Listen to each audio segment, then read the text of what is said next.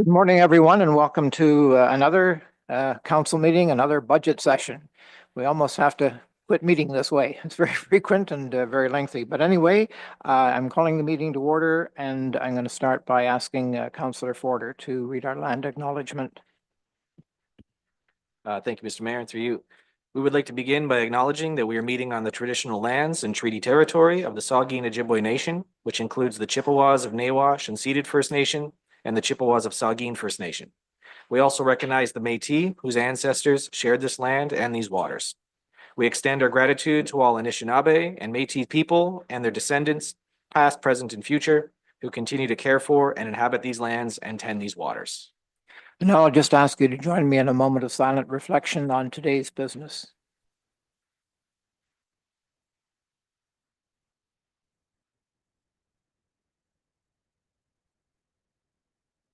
Thank you.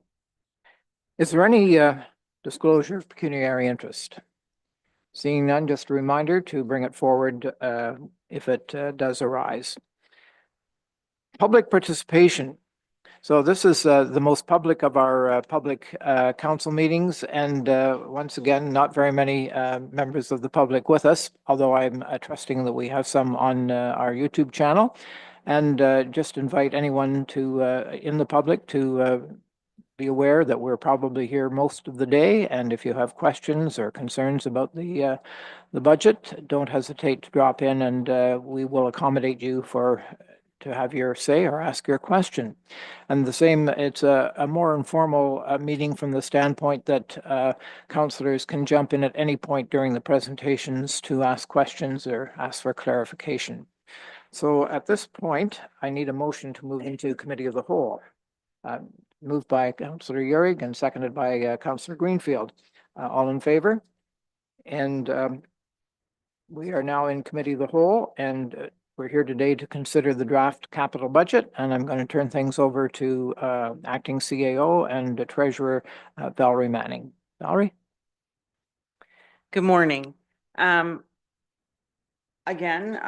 it's an open and transparent as possible budget process, and we're going to just start off. And at any time, please ask your questions. We'll just start. So I'll carry on.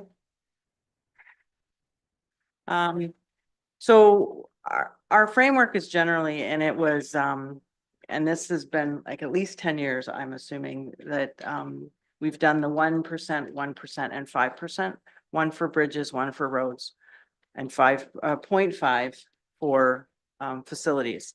The other components in our capital are a revenue levy, which is that's what we consider parks, so Memorial Park in the harbor, because we treat them as self-sufficient. And then there's a general levy where other buckets get hit from there, and that currently this year is a little higher than normal. So if you look at this slide, if you're looking at the far right, those are dollar increases, not tax increases. So think about it as we're saying approximately $179,000 is 1% of our budget. So in the case of bridges, we've increased our budget from over last year of 165. So we're under that 1%. Facilities is about 0.5, and roads is a little over the 1%. Any questions so far? So this is just kind of a brief what we did last year. We designate reserves to set money aside for special projects, and then we fund. So currently how it works is when we build our capital projects, we have our funding sources, which be grants, reserve funding, or tax levy. So when you look at a capital project in the budget book, you'll see the different buckets where things are coming out. And so currently what we're looking at is trying to figure out if there's more money we can take from one of those buckets. Just reiterating our framework. The only thing I would like to comment on the framework currently is this is a framework for capital. and this kind of came up to me on Tuesday, is we don't have a framework for whether we want to increase operating on a specific increment as well. Or if this framework is still gonna work. It's worked well, but is it what we need going forward? So we'll start with the roads. These, and I might get Jeff to explain what these ones are. Please. Thanks, Val, through your worship. Yes, going forward for this year, on the road sides is a joint, venture with Euphrasia or Grey Highlands on the Euphrasia St. Vincent town line. The estimated cost for this complete project is a little bit over $1 million, and our half of this project is sitting around 580. The number that's coming out of the budget this year is what you see as 246K. The 11th line rehabilitation project is 3 sections on the 11th line, 16, starting at side road 16 to 13 side road, 13 to 10 side road, and then 8 side road to 4 side road. What has made this project a little bit higher is from 8 side road to 4 side road is the roadside safety devices and a couple culverts in there. The rehabilitation for third line and Aiken Street. Third line also carries a hefty culvert repair. I believe it is coming in around, it's either 270 or 370, just can't remember off the top of my head right now. But that is what's making that project a bit higher than anticipated. The other thing I wanted to highlight on this, so these are the projects that make up our 1% road levy. What's not in there, and you'll notice it from our capital sheets, is the general levy portion, which is 232,000 that we've pocketed for general levy, and that portion includes, and Jeff might correct me if I'm wrong, I think it's the safety devices or anything other than the road surface. Yeah, that's correct, Val, through your worship. The general levy pulls sidewalk, stormwater, and roadside safety device. And you'll see down further in the slides that there's 232,000 coming out of the general levy for roadside safety devices for the 11th line, and that's for the section between 8 side road and 4 side road. And then when we get into Trowbridge, you'll see how that's broken out as well for sidewalks and stormwater. Any questions yet? So the next one is, this is our 1% for bridges, and Jeff can explain where we're at with those particular projects. Thanks, Val, through your worship. Bridge 133, 069 and 125 were all for engineering last year. They're going forward for construction this year.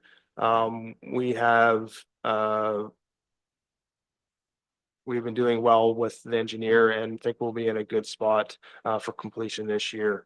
35 and 46 are up for engineering for this year for 2026 construction year. Yeah, that's basically all. Deputy Mayor, go ahead. Thank you, Mr. Mayor, and good morning, everyone. I'm wondering, Jeff, to ask at this point, if we've looked at any alternate forms of bridge construction for any of these that are going forward. Yep, and through your worship. I'm gonna call in Joel Chalmers to speak to a little bit of the aspects of, we have looked at alternative methods and bridges comparable to what we just did on 21 and 22 and Bridge 002 just outside of Leith. Turn your mic on. Thanks. Yeah, thank you, through your worship. That is particularly one of the methods that we've asked the engineers to look at, is what we've done for the twin bridges. I believe on Bridge 133, if I'm correct. We've asked them to take a strong look at that to see if that's an alternative. We've also engaged them and talked about alternatives around widths of the structure that would help us with roadside safety as well, that would eliminate some cost to us, more capital cost up front, but eliminate costs and risks for us moving forward as well. Councillor Bartley? Thank you, Mayor Kentner. This is back to you. In the fall of last year, we were discussing the engineering of these bridges, and I questioned the amount of engineering for Bridge 125. Engineering for Bridge 69 was 80,000 on a $600,000 bridge. I can understand that. Engineering was 100,000 on Bridge 133 for a 900,000 bridge. I can understand that, but the engineering was 163 on a $350,000 bridge for 125. That's like 50% of the cost was engineering. Did that stick? Do you know? Through your worship, you're asking if the budget numbers are what we're paying? Is that what you're asking? Correct. No, I'll have to double check exactly what they are. But I believe we're paying less than what was budgeted, but I'll have to double check. And I'm concerned about it, and I would just like that answer. I've been holding these 3 pages in my file for 6 months, and I thought I should ask today, seeing we're talking about them. If you could get back to me, I'd appreciate it. Sure. Councillor Greenfield? Thanks, Joel, please come back. Bridge 133 on Side Road 8. I believe there is a load limit on it of 12 tons per axle. We're in here for $730,000. It's a bridge that, yeah, to me, we really could get along without it. The properties up 8 and concession 12 can all be sourced by concession 12. A little longer drive for people, but I think we have to look at this from the municipality side too. $730,000 for a small bridge that, again, maybe if we could get along with a relatively low tonnage limit on it, why couldn't just a slab type bridge suffice? And I'm thinking that might come in at less than $730,000. I think it's time that our council started looking at some unpopular decisions, because this here again, it's a lot of it's eventually going to come back to the taxpayer. So just my view, and I welcome your opinion.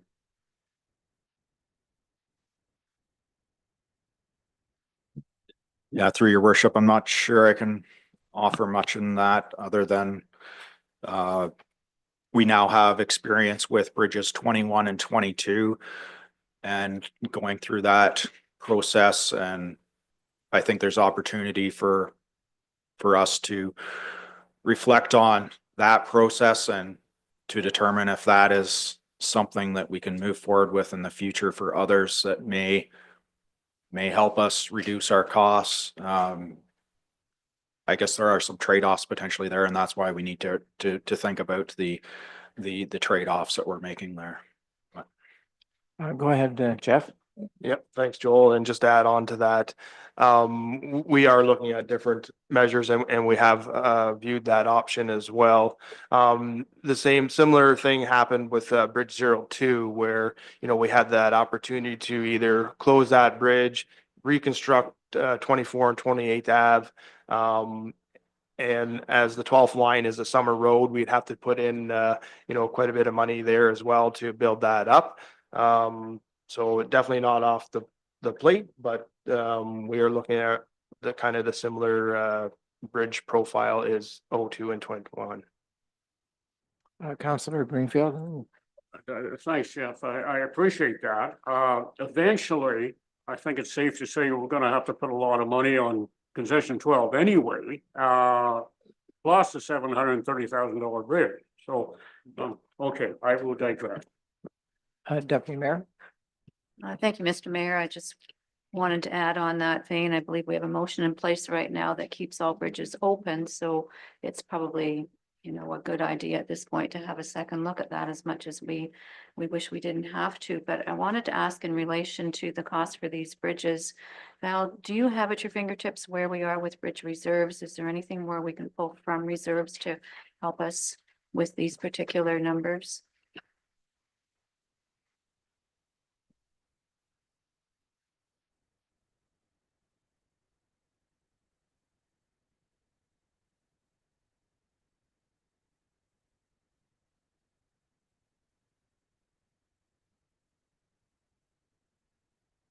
This-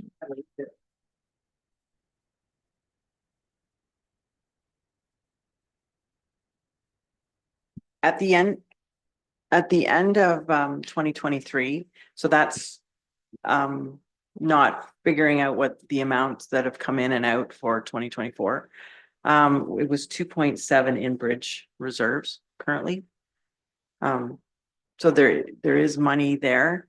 Just realize that what we're discussing right now is it's the bucket that you've already approved previously. Okay. Yeah, I just, go ahead, Councillor. Nope. Thank you, Mr. Mayor. Yeah, appreciate that. Thank you. And through you. So with bridge reconstruction, obviously there's heavy machinery that needs to be brought in, and oftentimes there are trees and other things that need to be cut down in order to do this. I just wanted to know, how does the municipality approach remediating that area, if anything, and does that factor into our budget for that? I would just like to get some comments on that, please. Thank you. Yep, thanks, through your worship. Most of these bridges are pretty decent for tree removal. We don't have to remove too many other than, I believe one on side road, 8. However, at this point, there's no plan or process to replant vegetation around the bridges. Mainly because of our maintenance practice, we would like the structures to be clear of vegetation for ongoing maintenance concerns into the bearings and the wing walls. And so we like to keep a clear zone around that. Our roadside mowing and bridge cleaning also reduces all the vegetation around the bridges. But maybe it's something that we can look forward to the future in a broader aspect for the municipality for tree planting or any kind of vegetation regrowth. Yeah, go ahead. Thank you for those comments. And seeing as the trees factor into our municipal tree inventory, I think it would be really helpful in the future if we weren't to cut down any trees of a certain size, that if they didn't have to be replanted in the area of the bridge because of accessibility, that we could replant it somewhere else in the municipality. Just something to think about going forward. Thank you. Councillor Yorick. Thank you, Mr. Mayor. Always learning. So just want to ask a question whether or not there's any kind of guideline. So Councilor Greenfield brings up a good point in terms of usage. So this has a daily traffic count of 28 vehicles. Is there any kind of recommendation that's in place from either the county or the provincial that kind of has a recommendation about usage? And again, it's the value of replacement versus usage. Is there anything out there that recommends, or is it totally up to the municipality to do this? Or is there something out there that says, you know, if it's below a certain threshold, maybe you should consider it not being worthwhile, you know, spending the money? Yeah, thanks through your worship. Yes, there is, and council remembers probably 8 years ago, potentially, that there was a report brought to council through an EA study that there was a handful of bridges that were recommended to be closed due to where it is, how much traffic, and just how much viable money that it's worth putting into those structures. And then we as council or you as council brought a report or threw it away basically and said that we will keep all bridges to open. So if, yeah. I'd just like to remind people that the reason that we did move ahead with bridges 21 and 22 is that $16 million worth of farm produce moves over those bridges every year. And I think that's the criteria that we really need to look at. And to the deputy mayor's point, it would be interesting if we had an idea how economically important this bridge is to the whole community. Councillor Bartley? Thank you, Mr. Mayor. And I was just going to add to that, 28 vehicles. Are there 8 cars and 20 wagon loads of hay going across that? I really don't want to go down that road. Thank you. Okay, thank you. I'm going to turn it back to you, Val. So we'll go to the next slide. This one is facilities, and I'm gonna let Steve talk to that, please.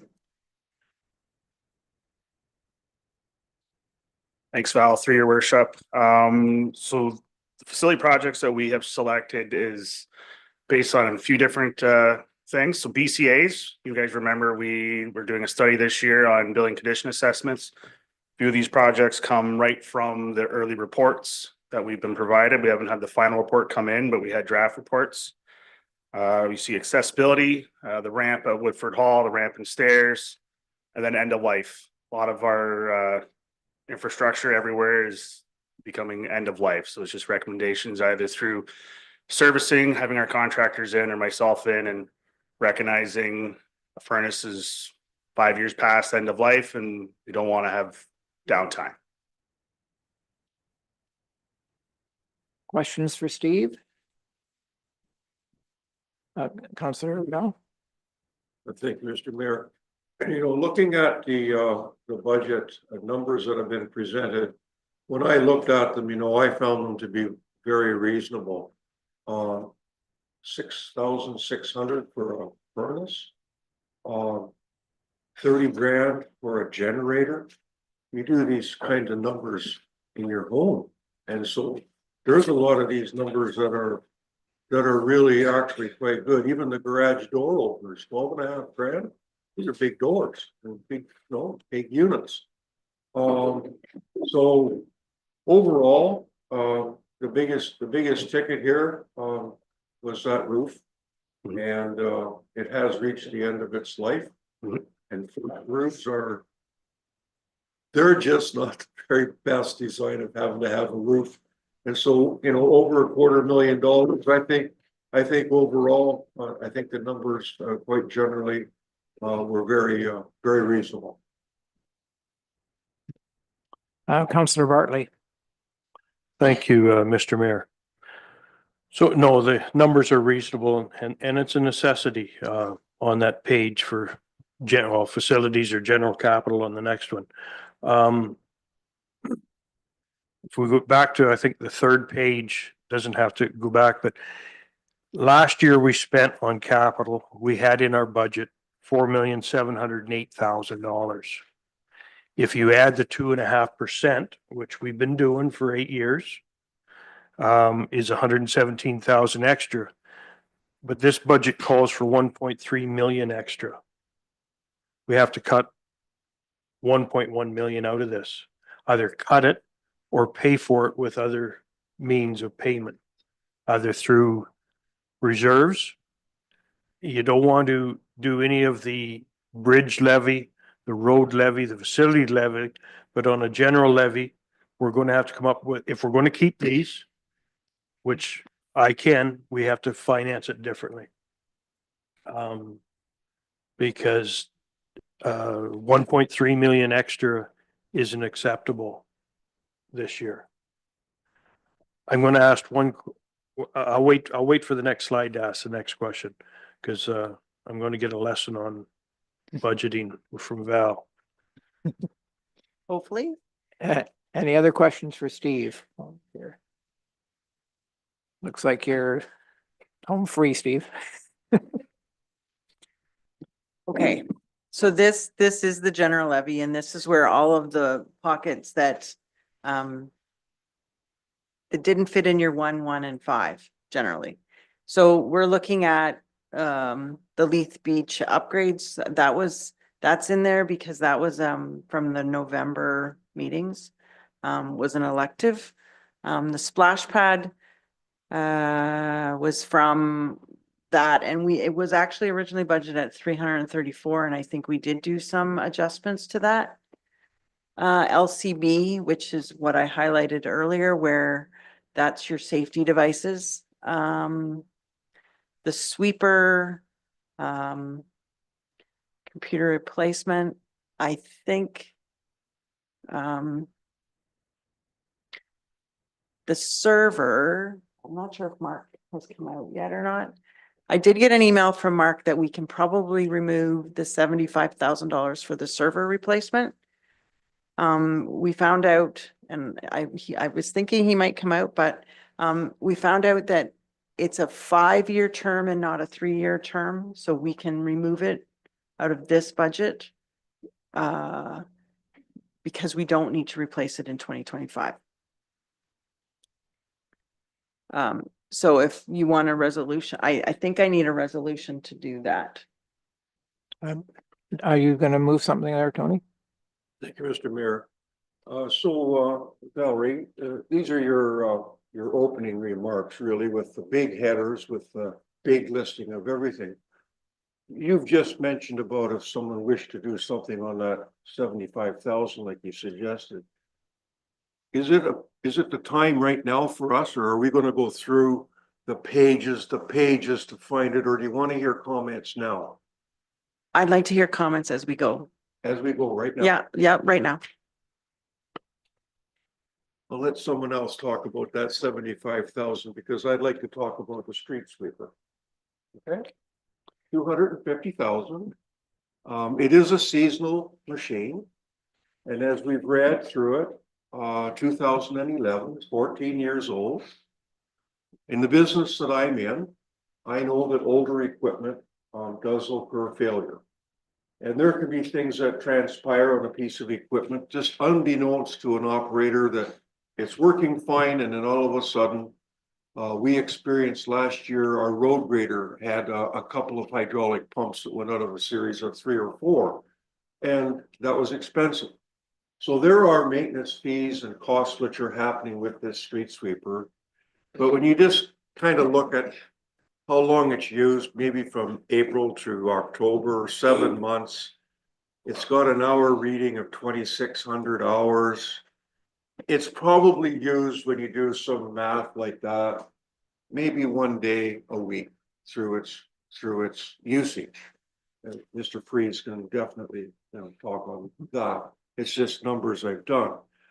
What I would propose for consideration is that we remove 200,000 and we leave the department $50,000 for things that are going to happen.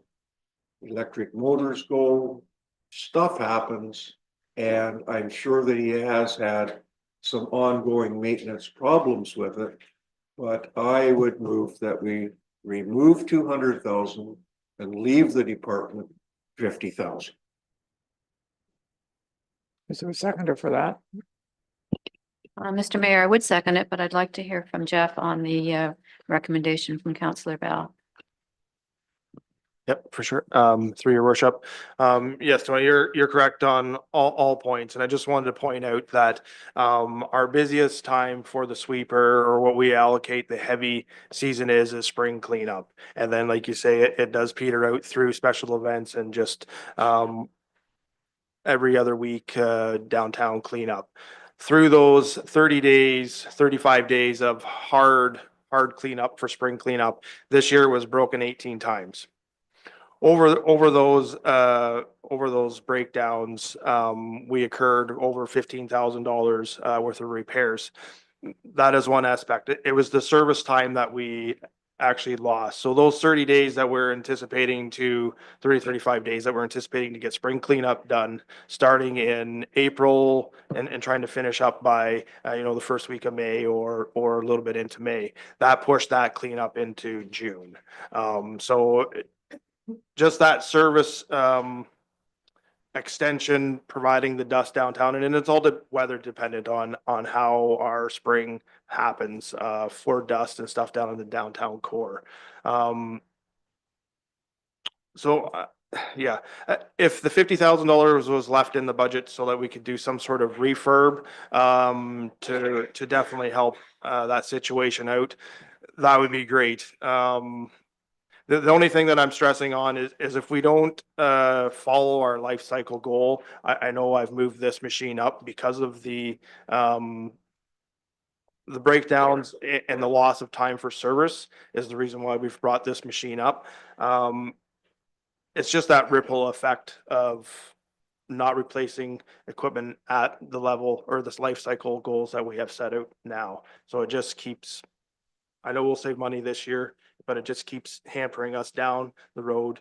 And we've come a long ways with our fleet compared to the early days when we were operating 20-year-old, 25-year-old pieces of equipment, and were incurring like hundreds of thousands of dollars in repairs and downtime for those pieces of equipment. And on a 25-year-old piece of equipment, 100,000 is not good money. So of course, my recommendation is to go ahead and replace the machine, but I understand the budget constraints that we are at this year. I will leave it to council at this point. Deputy Mayor? Thank you, Mr. Mayor. An additional question for Jeff, if I may. What's the lead time for a sweeper? I know on some of our equipment, it's a year and a half that we're waiting for a new piece. What do you think the lead time is on a sweeper? Through your worship, the $250,000, so we'd probably be a year to 6 months out. I'm not saying that we need a brand new piece of equipment. I think that $250,000 would get us a really good, decent used piece of equipment. So I'm not saying that the municipality needs a brand new piece of equipment, just like the last grader we bought was used. So I am fully aware that it's not a 12 months of a year piece, a tool. And with the budget constraints that we have been looking at different alternatives with used pieces of equipment. So that would be my direction, is to look at an upgrade, more or less.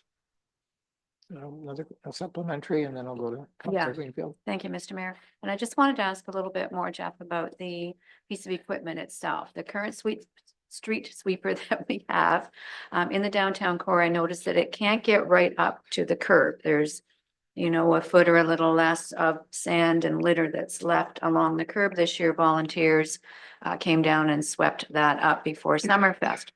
If we upgraded that piece of equipment, is there such a thing out there as a street sweeper that can get right up to a curb and alleviate that sediment that's left?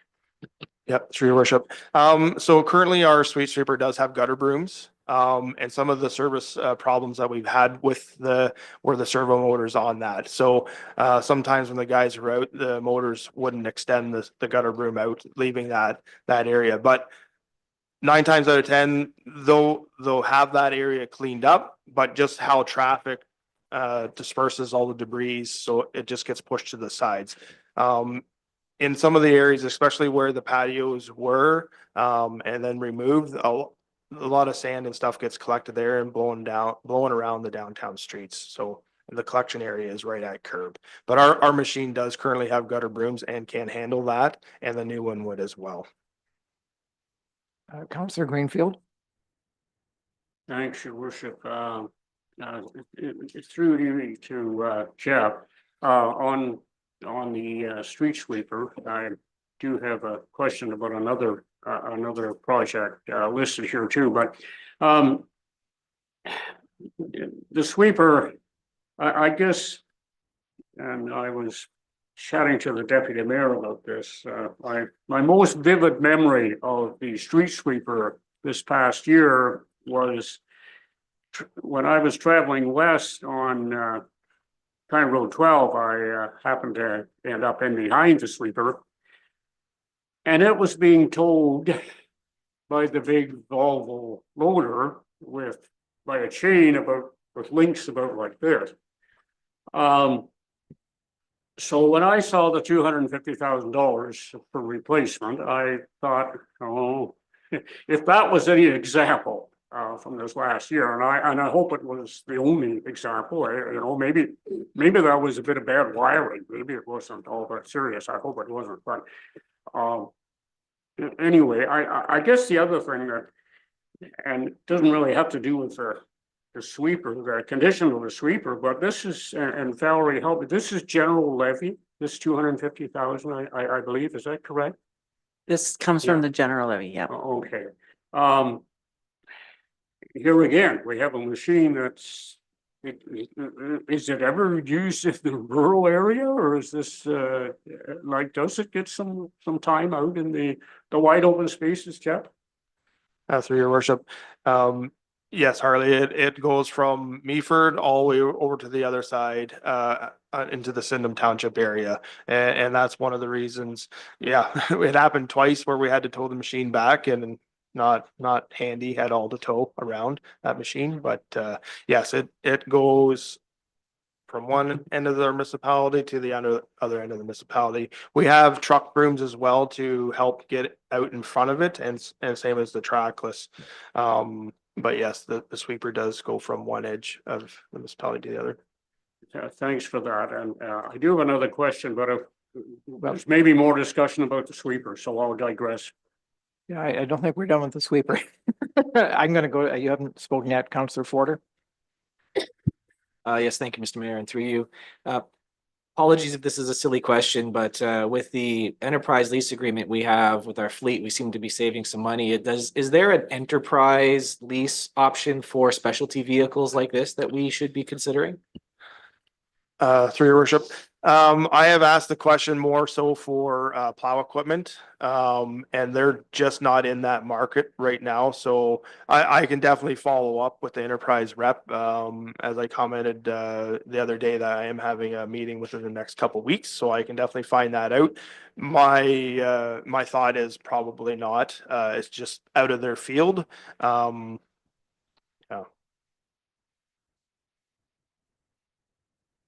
So yes, please do. Yeah.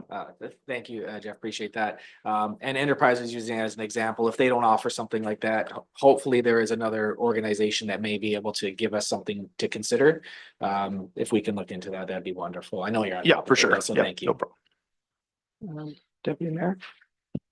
Thank you, Mr. Mayor. Yeah, just a final comment. I mean, I appreciate the suggestion of setting 50 aside for repairs, but you know, how much good money do you throw on an old piece of equipment is what I'm wrestling with. I wanted to ask you, Jeff, this current piece of equipment as it sits, what's the value of it? Is it something we can sell and recruit some funds? So your worship, for sure. It's in running order currently right now, so we would definitely be selling it on Gov Deals, and we would probably get anywhere from 25 to 30,000, potentially even 50,000 for the unit. I have a question, and Jeff, it is, has there been any improvement in the functional design of these? I mean, right now you have to be very careful to schedule your window cleaning after the dustbuster has done its tour of your street. Because I've been caught before having washed my windows and then having the sweeper redistribute the dirt onto our windows instead of from the street. If you don't have the service of a street sweeper, you don't understand, but it can be a very expensive and frustrating proposition. Are they any, would a new one be substantially more effective? For sure, and through your worship. Absolutely. There's always upgrades with new pieces of equipment. And the biggest thing with the sweeper is water volume being sprayed, the application to keep the dust down, and all the holes and stuff. We had a vacuum type style street sweeper before. There's all kinds of different options out there. We've found the Pelican mechanical sweeper to be the most efficient for cleaning up heavy debris for us.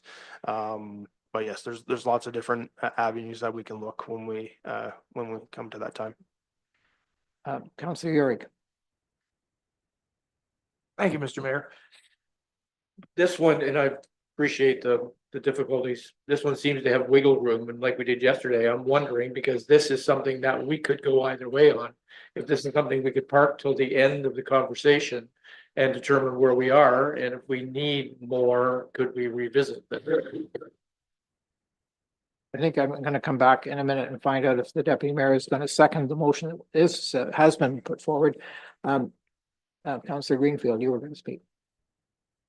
I just had a question about another item. Okay, let's, Through you to Jeff. Jeff, the first item, the Leaf Beach upgrades, $20,000. Jeff, you've got some really good people on your public works crew. To me, this doesn't sound like a job that we really need to contract out. Could some of your guys or workers and the backhoe not do this? So I know you have a lot of holidays in the summer because you've got overtime in the winter and you have to make up for that, but I don't know. It seems to me this is a job we could do in-house. Thanks, Harry, and through your worship, I'm gonna pass this along to Rick, but we could definitely sell out or provide some compensation to the Parks Department for sure. Through your worship to Councillor Greenfield. Yes, actually, this is actually something that we've been talking about internally. The actual 20,000 goes hand in hand with the materials that we would purchase to upgrade the beach. Primarily for the parking area, more definitive parking area there for the public, and possibly some security / safety upgrades to that beach, because currently we don't have safety devices there for the public. Councillor Bell. Thank you, Mr. Mayor. I understand the comment from my fellow councillor Urick about, parking certain days. I understand what we did quite clearly on Tuesday. I would like to approach it today a little bit differently. I've moved that we take out a couple of $100,000. We're sitting at 15% tax increase. If we get to the end, let's do it in reverse. Let's say we talked about the street sweeper. Let's put it back in. Okay. My thoughts, just do it the other way. The other comment that was made about are there other options? I know that Mr. Freeze is definitely aware of some major rental heavy equipment corporations. I believe that if you've ever been watching some construction of roads and things, you'll see those companies, their equipment that contractors lease to do a job. Well, I think that there's also at least a look-see if we could lease a piece of equipment. So I'm just going to end by saying, I'm trying to get us down a couple of $100,000. If we get to the end and we're more lower where I think we all want to head, I'd entertain bringing it back. I really would. But I think as we go through these things, I think we should start seeing where we can go, see where we get. Because if we keep just saying, well, let's have a look later, we're going to be here and we're not going to do the job that I believe we need to do. We got to get this percentage down, because we have, and you all know this, we have a lot of people who are struggling. They really are. And for them to be facing with this, I think it really does behoove us to get this number down. So I'm just going to ask the deputy mayor, are you seconding the motion that Tony brought forward.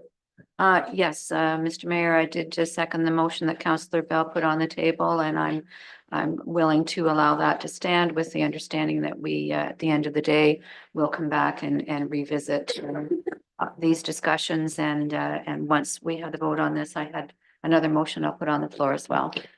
So other people want to speak? I think Councillor Bartley was first, and I'll come back to Councillor Urick. Thank you, Mr. Mayor. I was going to second Tony's motion and give him full support. And Councillor Urick. Thank you, Mr. Mayor. This harkens back then to my question yesterday, or Tuesday in operations. So if we were to actually remove that from that, then in operations in fleet, I had asked Jeff 2 days ago about the $320,000 that we were going to put into reserve as a one-time to help pay for the sweeper and other things. The obvious question is then, could we obviously break that up into 160,000 over 2 years or some variation to accommodate that purchase? It doesn't seem to me seems to me we wouldn't need to put away the whole 320 this year if we were going to put off the sweeper till the following year. Yeah, through your worship. Yeah, if the decision is made to reduce the budget by 250,000, that would come off that 320. Yeah. Okay, I'm going to call the motion. So there's no further, sorry. Thank you, Mr. Mayor. I just wanted to clarify what the motion is that we have on the floor. So it's that committee of the whole remove $200,000 from the capital budget and leave 50,000 in the operating budget for maintenance for the street sweeper. That's what I have. Is that correct? And it could be either maintenance on the existing unit or leasing a unit for the spring season.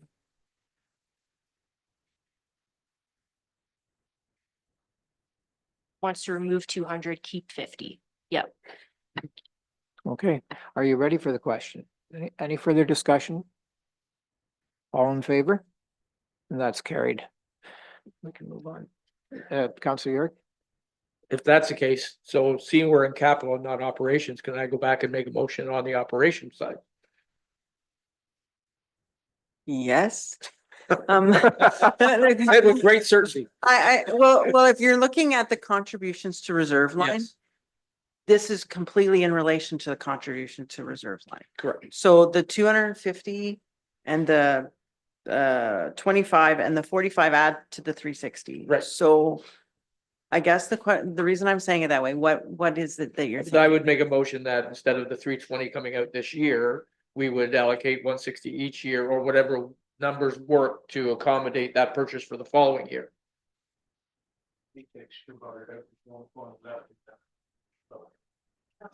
Okay, so it's gonna be an automatic. It's automatic. Thank you. Just want to make sure. Thank you. Councillor Bartley?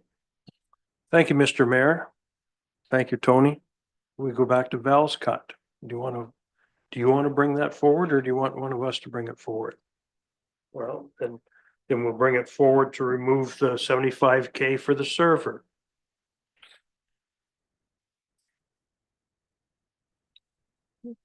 Sorry, I just got timed out. So the motion is you need a seconder for. Okay, I'm sorry, I got timed out here and I'm lost my spot where we are in. Councillor We were- Bartley, could you please repeat the motion? I bring a motion forward to take the server out of the budget, which is a $75 expense, $75,000 expense. And so I will need a seconder for that. Good, okay. Any discussion? I think we just all want to vote on this as quickly as we can, don't we? All in favor? Thank you. Do you want to see the hands again? Yeah. I think that's quite unanimous.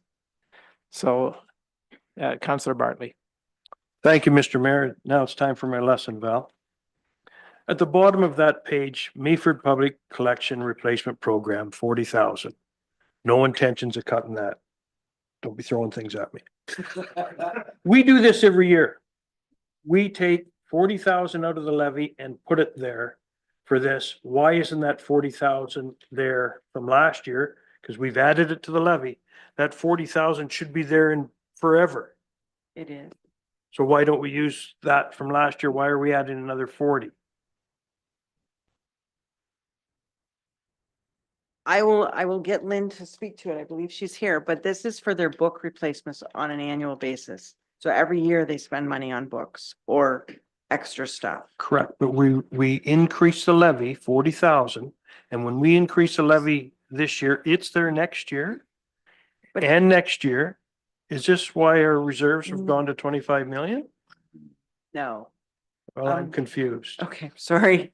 So the $40,000, we annually budget for it. So basically, if you were to look at our levy last year, capital levy, I think we sat at, I'm thinking it's around $700,000 was our general capital levy last year. So it's kind of like bridges where we're having allotment of money. And as soon as we go over, we're still spending that money every year. But you're not increasing it. It's just we budget every year for that amount of money to come out. You're not increasing the levy every year. The things that are increasing this levy are the 232 that's over and above our $200,000. It's the extras that we've put in this year that are increasing our general levy to be so high. Does that explain it? That's correct, because that's what's all included in the, if we look at our capital Excel spreadsheet, that's everything that's included that we're saying is coming from the general levy. Last year, the year before, if the general levy didn't go over the $700,000, it wouldn't be as big a deal. But this year we allotted a lot more money, not to come from reserves, not to come from our 1, 1, and 5. We allotted it to come from general levy. So that in turn made our general levy very high. So it's whether we want to spend all of those additional dollars this year, which obviously we don't, but the 40,000 is the same 40,000 last year. It's included in the 700 from last year. It's included in, if this was only 700, you wouldn't even be noticing it. Do you know what I mean? No. I'm not explaining that very well, am I? You're probably explaining it well. I'm not grasping it. Okay. To me, this 968,000 on this page, Mhm. that is added to our levy. It is, yes, So that's adding money to the levy that we're going to take from the taxpayers. yeah. But And that 968,000 will be there next year because we've added that to their tax rate.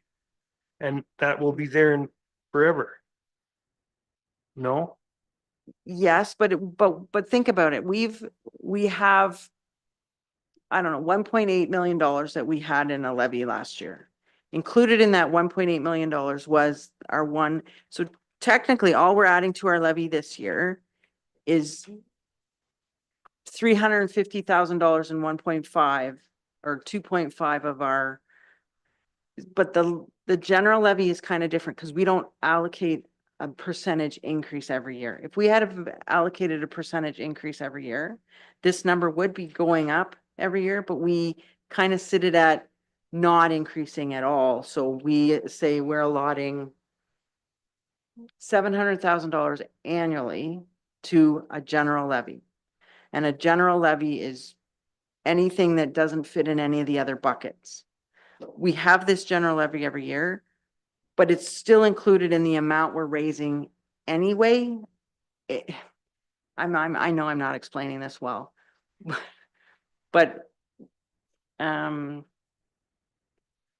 Over and above what we took in last year for the general levy, there is extra. How Yes. much extra? I think we figured it out to be about 600 to 800,000 in the general levy bucket. And we'll get to that when we discuss Trowbridge later on, Okay. because the 232 is over and above. And I think what's happening, and we kind of came up to this, and it's the I think about a lot of it is the roads portion, I think is what we finally figured out. The roads portion, when we budget for roads, we've always, prior to say 2022, 2023, we were including the safety devices and including anything that was also road, we were including it in the general, in the roads levy, the piece that's going up 1%. Now, because we're trying to make our money stretch, we're including it in the general levy, which is causing the general levy to go up more than it normally does. And Jeff is going to pop in here. So having said that, I'll wait to Toll Bridge and then we can come back to this page. Yeah, we can. I think we'll just wait till later, I think. Deputy Mayor? Thank you, Mr. Mayor, and I'm certainly open to some schooling as well. I want to come back, if I may, to bridges for a second. So my thinking process is we've got 2.7 million at the end of 2023 in the bridge reserves. And if we look at bridge number 69, what's in front of me is we're pulling 6,200 from reserves for it, 53,000 for bridge 125 and 8,400 for 133. So I would propose that we take $100,000 for each 69, 125 and 133 from reserves. So 300,000 overall to reduce the levy. Does that work, Val? But them bridges are coming out of the bridge levy, correct? And if you play with that, you're reducing your 1% every year. It's coming out of the bridge levy, not the general levy. So that money, 1.7,052,000 is in there in our bridge levy and it's coming out of that, not a tax levy, correct? Yes, but the problem is how you've got it set up that you're saying you want to budget every year.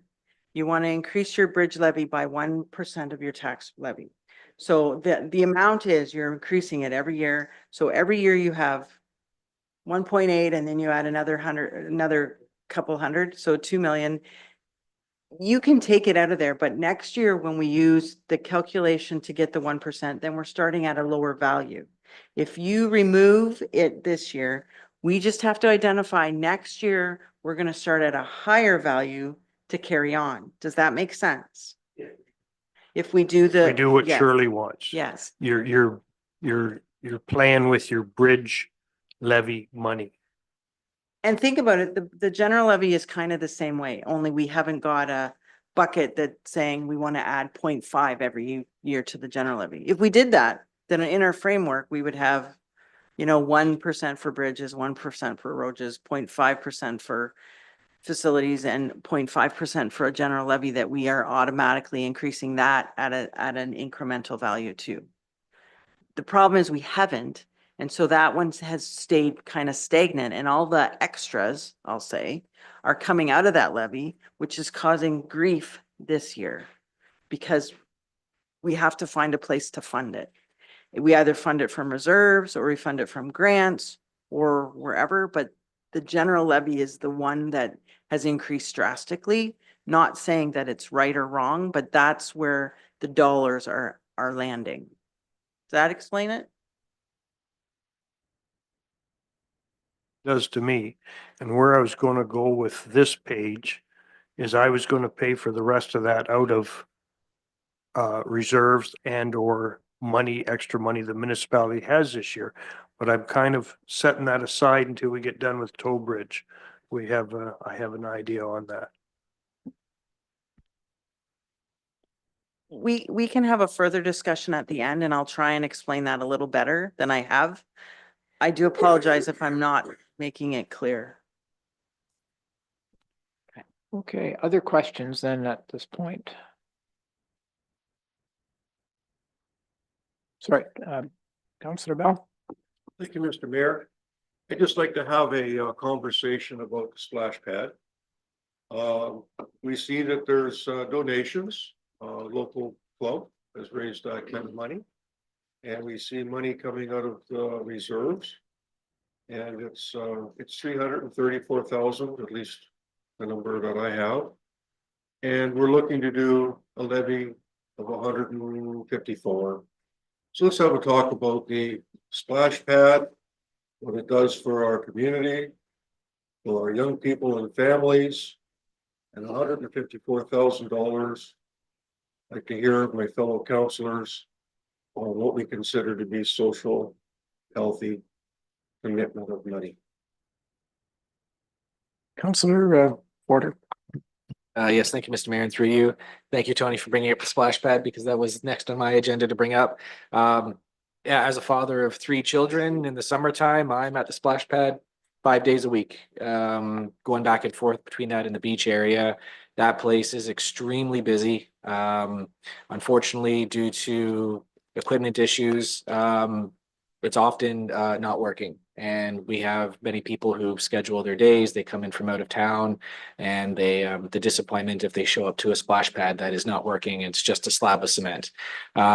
I think as far as a growing municipality, particularly things that support families, and I play in the splash pad too. It's not just for kids. It's a lot of fun. But I see this as a great asset for the municipality to be able to invest in something like this going forward, because we don't want to be in a situation where the infrastructure is so poor that we can't even get parts to keep this thing up and running. So I'm fully in support of this, and I just want to give a shout out to the Optimist Club for their donation for doing this heck of a job raising funds for this. So I'm in full support of this splash pad replacement because I recognize the importance for the community. Thank you. And I'm just going to say amen to that. Councillor Deputy Mayor. Thank you, Mr. Mayor, and I certainly support the comments from Councillor Forder. There's not very much in this budget that really benefits kids.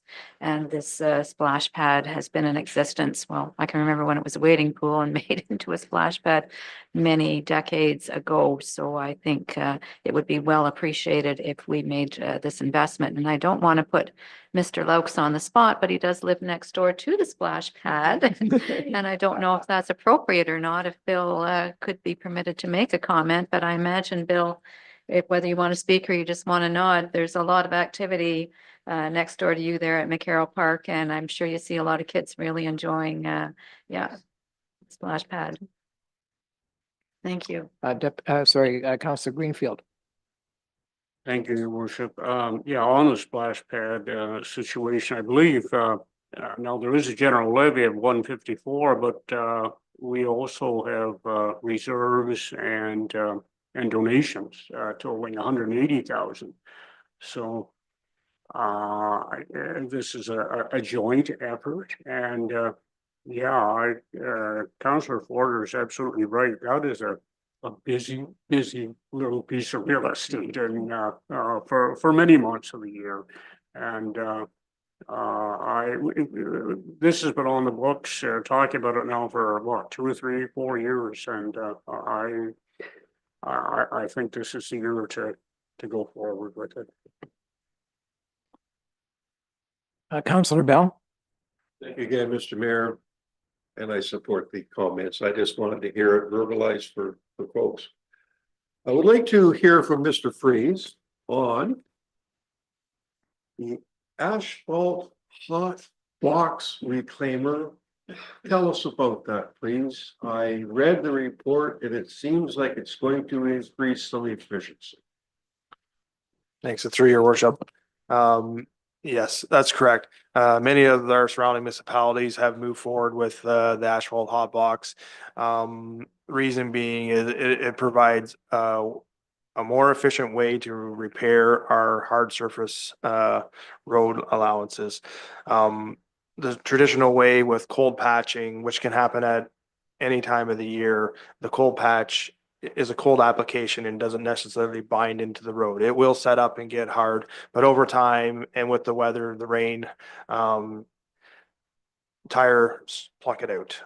The hot mix or the hot box asphalt is more like your hot asphalt. So that's more of the repair that you're getting. The binding to the road, the setup time is a lot faster. So you don't have those tires plucking the cold patch out. Cold patch usually takes over, a half a day to set up, where vehicle traffic's not plucking that out of the hole, where we just set it in. So that is the recommendation to move forward with, to provide a more efficient and long lasting, repair to our hard, surface roads.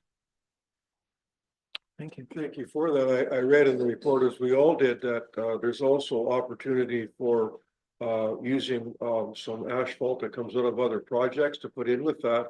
How do you actually get it hot? Is this thing got a burner on it? You get it hot? Through your worship. Yes, it gives us great opportunity to use some of the recycled asphalt that we grind off the roads or take out from projects that we're doing. It's either propane or diesel fired hot box. So you put it in, it's all timered whenever, like say you want to do it the day before, you get it heating out the night before and it's ready to go in the morning. Councillor Bartley? Thank you, Mr. Mayor. On the same subject, I've seen them putting the cold patch in on my road in Nate's concession. They're there about every week. And I've often wondered, should they have a propane torch or something to heat it up before they do it to make it stick better? And this here will work. I'm all for it. I might want to add, you might want to get a set of side steps for the truck. They're 350 trucks, and the guys you got doing it pretty short. They can't get back up into the truck very easily, and they're in and out of it 100 times. Through your worship. Yes, the next iteration of 1 ton pickups will have the step boards for sure. That was missed on this. Yeah. So Valerie, sorry, we got some more questions. Councillor Urick and then Councillor Greenfield. Thank you, Mr. Mayor. I see Mark did arrive. Hello, Mark. Just wanted to ask you a question about the computer equipment replacement. It does say that 35,000 is not a large amount. I'm not opposed to it. I'm just curious. Says replacing, looking at 100 plus computers this year, or is that 100 plus? Is that the number you're thinking about replacing? Oh, no, absolutely not. That would be probably about 20 to 25 units. Okay, because I was gonna say, when the way that sentence was worded, I was gonna say, how many computers do we have? Yeah, out of the probably 150, we life cycle, we try to have, a 4-year life cycle, and then that way we're only replacing 25% of the systems each year, Okay. not accounting for, typically everything that we're using in production is under warranty. So if something was to fail, as long as, assuming it wasn't our fault, we didn't drop it in water or something like that, it would be replaced under warranty. But since the tariffs have been imposed already on Chinese goods, so we've already seen a 10% increase, and we're likely to see more. So that cuts in, I would say, probably 2 or 3 systems that we were planning on getting. We won't be able to get with that 35,000 just based on the increase in price, but we'll still be able to manage to keep everything that's in production running on a fairly new system. And what do we do with the ones recycling out? Typically, we move those to a less intense role. So that might be at the museum or at the library or different exhibits, sometimes at the arena, seasonal type stuff. And then once they've exhausted that life cycle due to, for instance, like with Windows 10 moving to Windows 11, certain hardware categories could no longer be upgraded to the new OS, and then those have to be retired just out of security. Some of those get donated, other ones just get put into the electronics recycling program. Okay, thank you.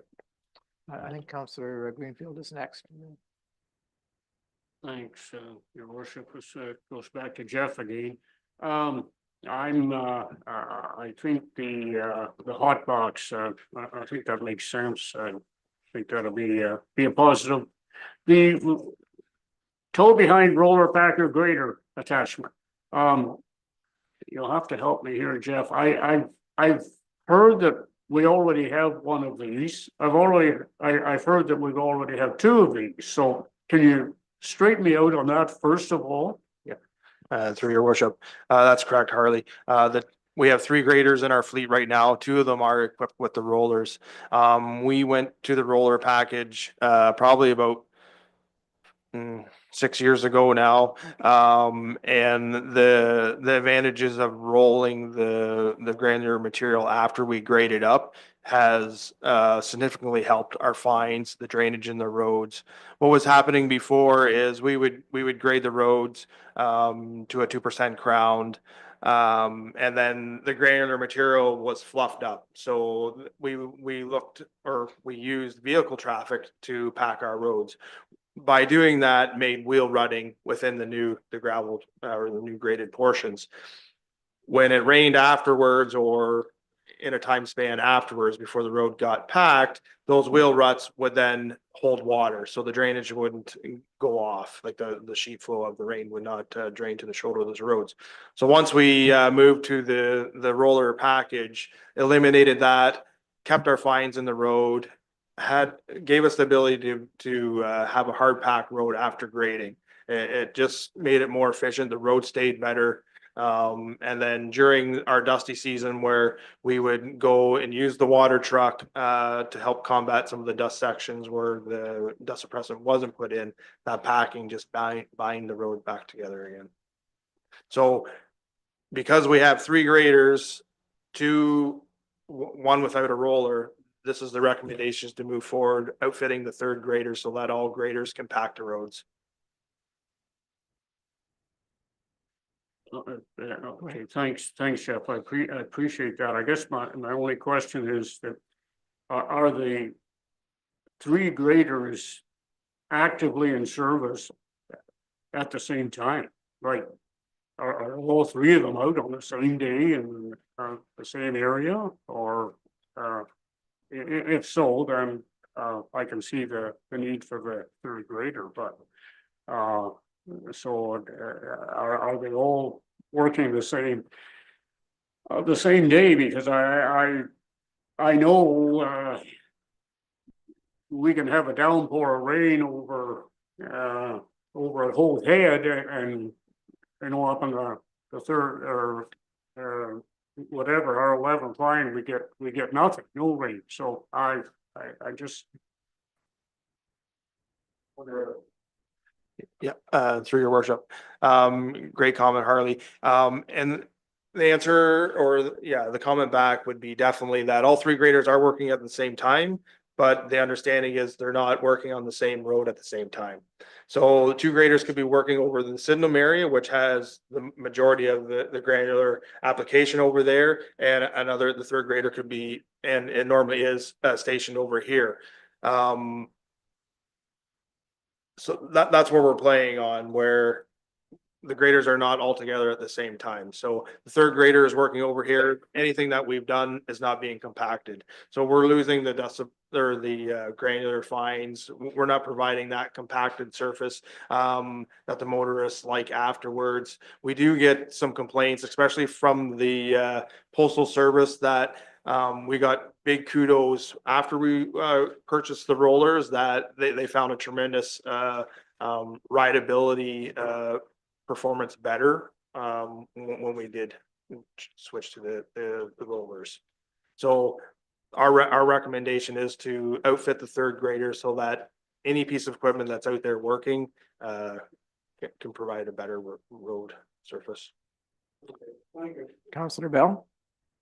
Thanks, Mr. Mayor. I think I'm the only member of council who actually lives on gravel roads. I think I am. When the grader does what Mr. Freeze has said it's doing with the roller behind, he just used a word that is absolutely correct. The rideability on that gravel road becomes absolutely terrific.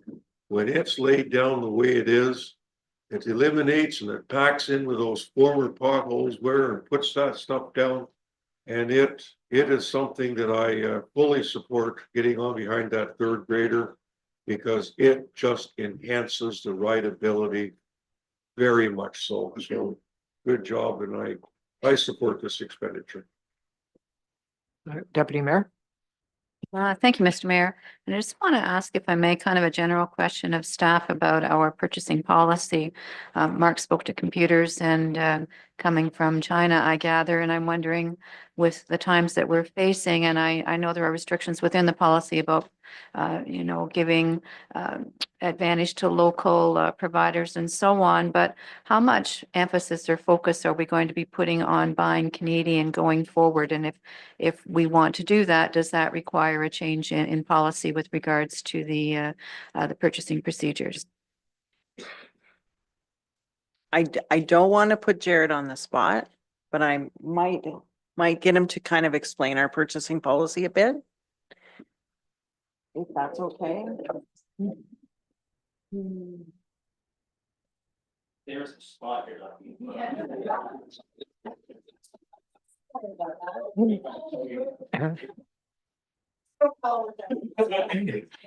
want to turn your mic on, Jared? Thank you. Hopefully I'm doing this right, through you, your worship. So generally with our purchasing policy, kind of general explanation, we're very limited, not only by our policy, but also greater rule sets and policies set through by Ontario, where we aren't able to really discriminate by geographical location. Like we can't limit by areas or favor any certain area over the other. What we can do is look at companies all around and see where we are. We have where we can, depending on the type of document we're putting out, so whether it's a quotation, a tender, or a RFP. For RFQs, which are generally lower volume, we can have a preferred selection of vendors, how we do it, where we choose a minimum of 3 preferred vendors, and then that's where we kind of get our quotations from. So that's something we can look at doing. If that kind of helps. Mr. Mayor, if I may, it's probably a broader discussion, maybe for another day. So just for example, though, you just spoke to those 3 preferred, can they be Canadian? Can we Through go your worship, that far? yes, absolutely. Okay. Yeah, I think I'll just leave it that I'd like to discuss this further at a later date, Val, if that's appropriate. Sure.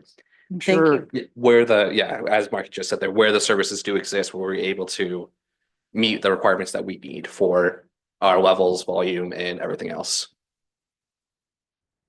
I'm sure Premier Ford will be willing to, change the provincial direction to accommodate us. And it might be because I think over the last 12 months or so, we were reviewing the purchasing policy anyway, that there may be some updates to it. So at that time, we may be able to discuss it. While there's a lull in the questions, I assume you have more slides and presentations for us. So I think if you don't mind moving ahead here, as everybody's agreeable, Councillor Bell. Mr. Mayor, I just want to make a very positive comment about the fire department and its requests. As long as I've been on council, we have always supported the fire department, and they're looking to replace some of their bunker gear and their safety, and it's a rotational thing. We've all heard the chiefs always talk about that, and I think that their requests for their major piece of equipment, getting some extra kit and doing that, I think that the requests are reasonable. And I just want the fire department to know that I believe that this council has always, and I believe into the future, will always support the fire department wherever we can. Deputy Mayor. Thank you, Mr. Mayor, and I appreciate that and totally agree, Councillor Bell. I'm just wondering if any of staff present know, we're buying equipment for the ladder, but do we know when the ladder is expected to arrive?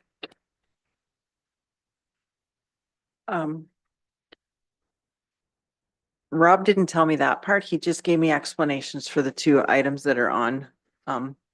But I think it's later this year. That's my understanding. May, something. Maybe before you move on, Val, do you want to tell us what we've actually done to this general capital? This slide. I have $275,000 off. Is that what? That's correct. 275 off. Yeah. Okay, thank you. Okay, sorry, you have another question? Thank you, Mr. Mayor. I know you want to move on. I just want to put this out for thought and think about it for the next couple hours. I'm going to ask the treasurer to use other sources of funding for some of this. We could use our extra income from investments, which does go into a number of different reserves, which some of these are. We could use a surplus if we had it.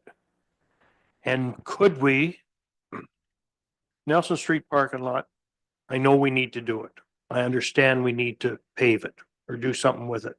I've parked there 2 or 3 times this year. It's fine the way it is. There's $600,000 in reserves for that part of it. We could transfer over to and do the rest of this whole list. Just, I want you to think about that for a couple hours. We can come back to it. Is there legalities with that? Because there's also a government grant tied to that. Another 300,000. So there is 600,000 in reserves for the Nelson Street parking lot. We stole it last year to do some stuff. Can we do it again? Look into that further. If that's okay, and maybe I could have an answer later today. I just don't have one for you right now. So we'll go to the next slide if there's no more questions. So these are the ones that are listed as ongoing projects. So a lot of this will be funded, I believe, from reserves, but we just wanted to highlight what we're working on. And if you have any questions on those.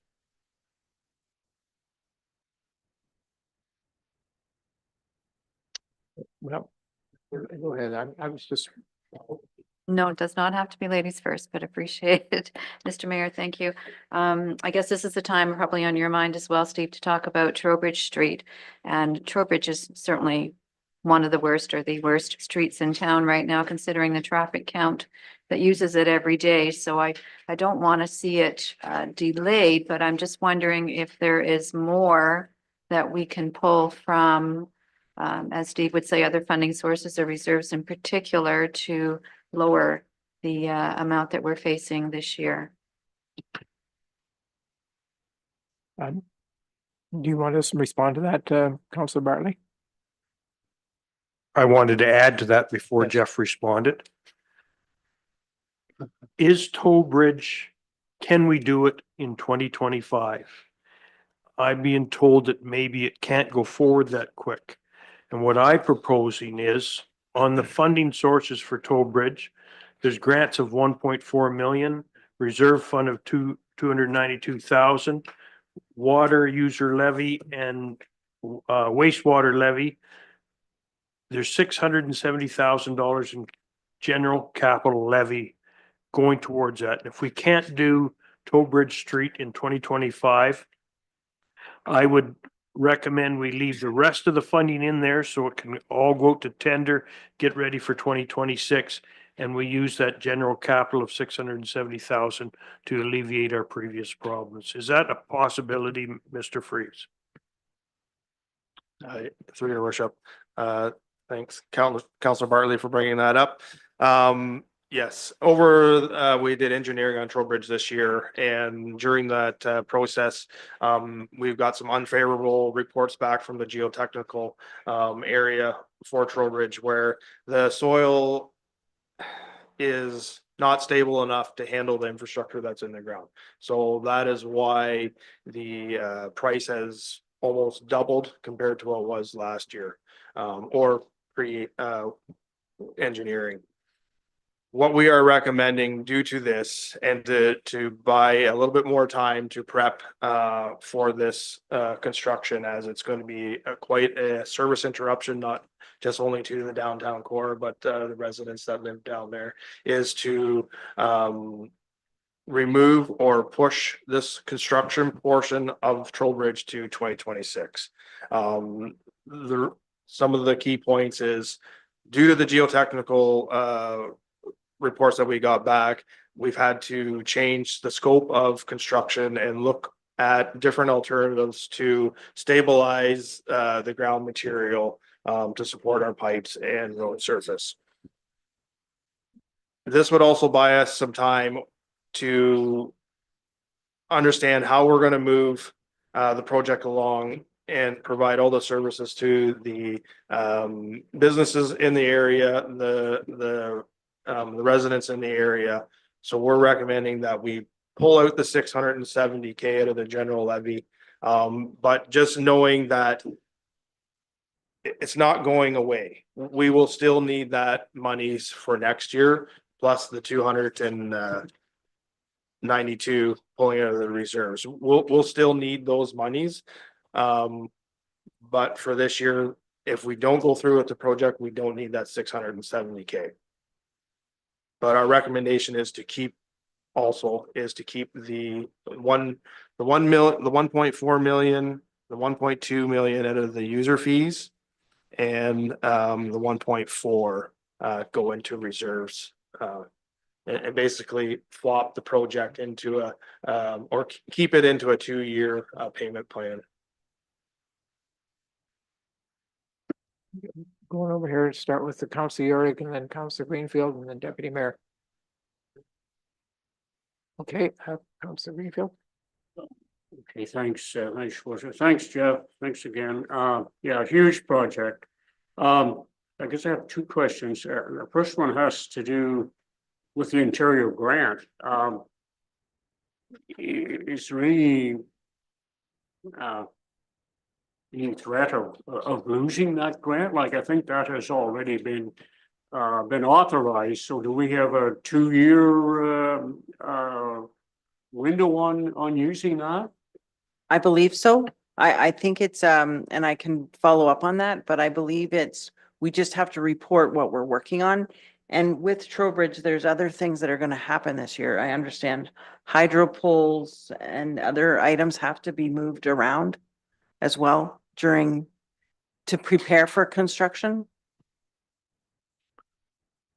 Okay, thanks for that. I just wondered, some grants do have a deadline on them.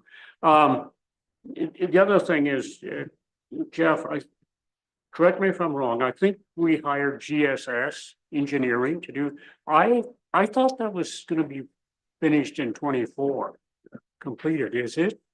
Is there still, or is that part ready to go, like finalized, so we could get started?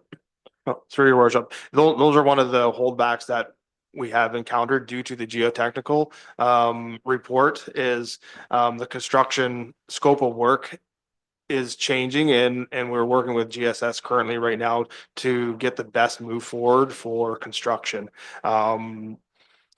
We've moved from basically digging from property line to property line and filling in the whole thing with the new infrastructure and granular with a light concrete type material to help support everything to trench box and adding granulars with it. It's very complex of what we're trying to move through, and that's why the hold is currently, the engineering isn't complete right now. And as Val has stated, that we are also working with Ontario Hydro One to relocate or hopefully to relocate some of the hydro poles that are down Trowbridge that are, just at the back of curb. So. Deputy Mayor. Thank you, Mr. Mayor, and hopefully we don't have to wait a year for hydro to come to do that work. A couple of thoughts, Jeff. I wonder, you may not have any definite answer to this, but if we push it forward a year, prices are going to increase again, probably. So we have to be prepared for that. I wanted to talk though about the sidewalks. I know we made a decision in this project to just have sidewalks on one side from Cook heading, I guess I'll say kind of west. I'm not sure I've really ever been completely comfortable with that decision. I don't know if it's too late now to revisit it or what the additional cost would be, but I'm wondering if there's been feedback from the residents on Trowbridge about the elimination of that sidewalk on one side. Yeah, through your worship. I think how we were moving forward with this process in the beginning was to put a provisional item for both sides of the road allowance. And then depending on what we get back for pricing, then bring it back to council to make a final decision on that. The comments from residents has been mixed for and against or not even caring, but I think it's a good idea to put it in the tender as provisional, so then that we can get all the pricing for complete sidewalks on both sides and move and go from there. Other questions? So did we save some money there? Well, there was no, Mr. Mayor, there was no motion forward. But if that's all right with the department, I wasn't gonna take the other $230,000 on the reserves. I was just going on the 670. Having said that, if we took them two out, which funds everything else, that's all we need to do for capital. We're I think would be where we should be on capital. Is that a direction that would be satisfactory to the treasurer and the department?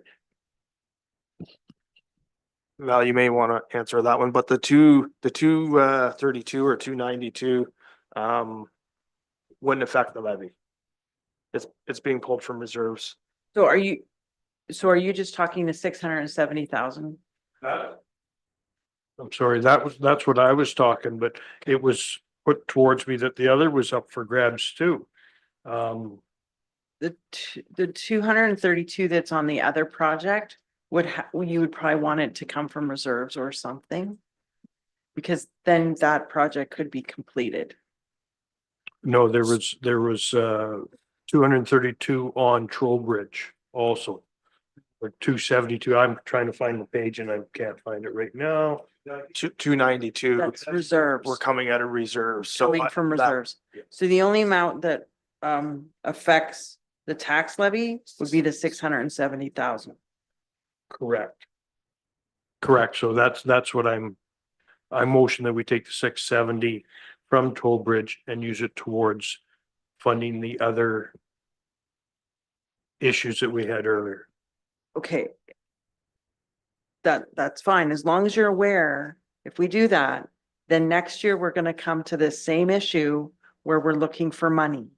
Because then we add, and I don't know what the next year's budget is for Trowbridge right off the top, but we're gonna have to fund it in next year's budget. So are we, just so that we know that. I do realize we're kicking the can down the road. If you took the 670 out, you're still increasing the levy more than the 2.5 that we usually do on capital. It'll be around 5 or 6 if you give me the figures at the end of the day, which is still a decent increase. So it's not that you're giving nothing towards future capital, you're adding to it, but not at an increased level of 15.7%. Okay. I'll review that when we have a break. So that's a motion you're putting on the floor, and do we have a seconder, Councillor Urick? Discussion? Councillor Greenfield?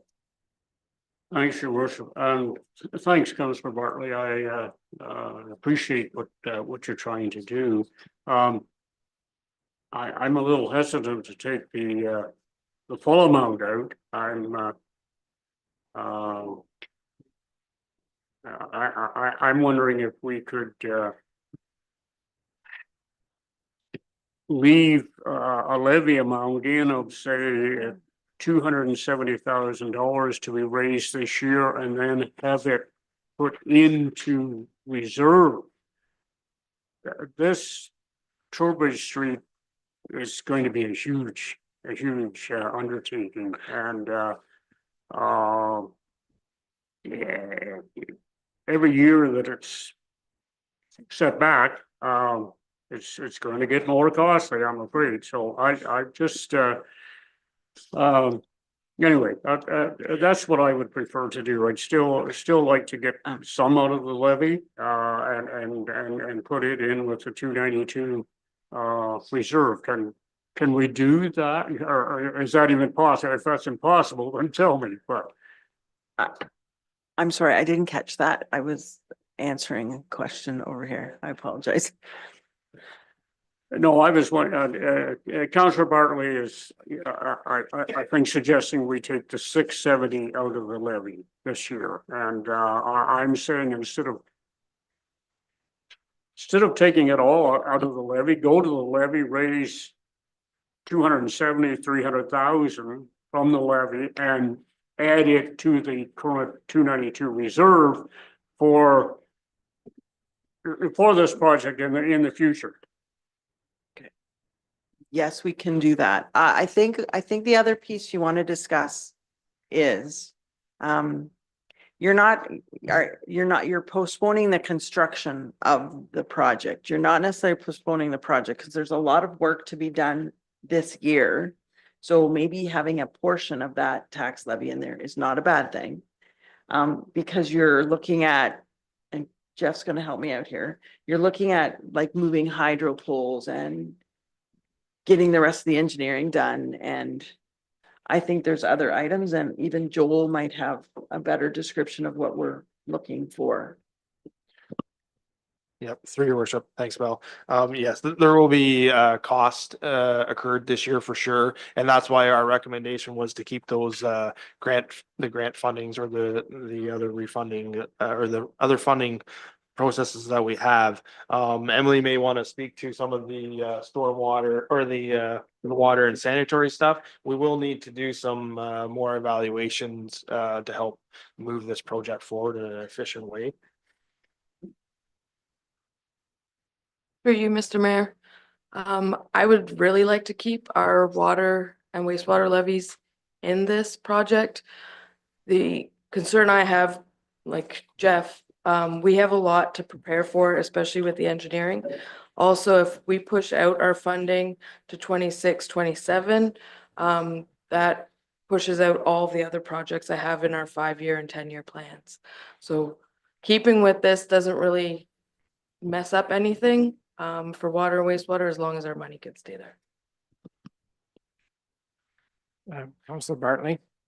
Thank you, Mayor Kentner. And we weren't touching them and had no intentions of.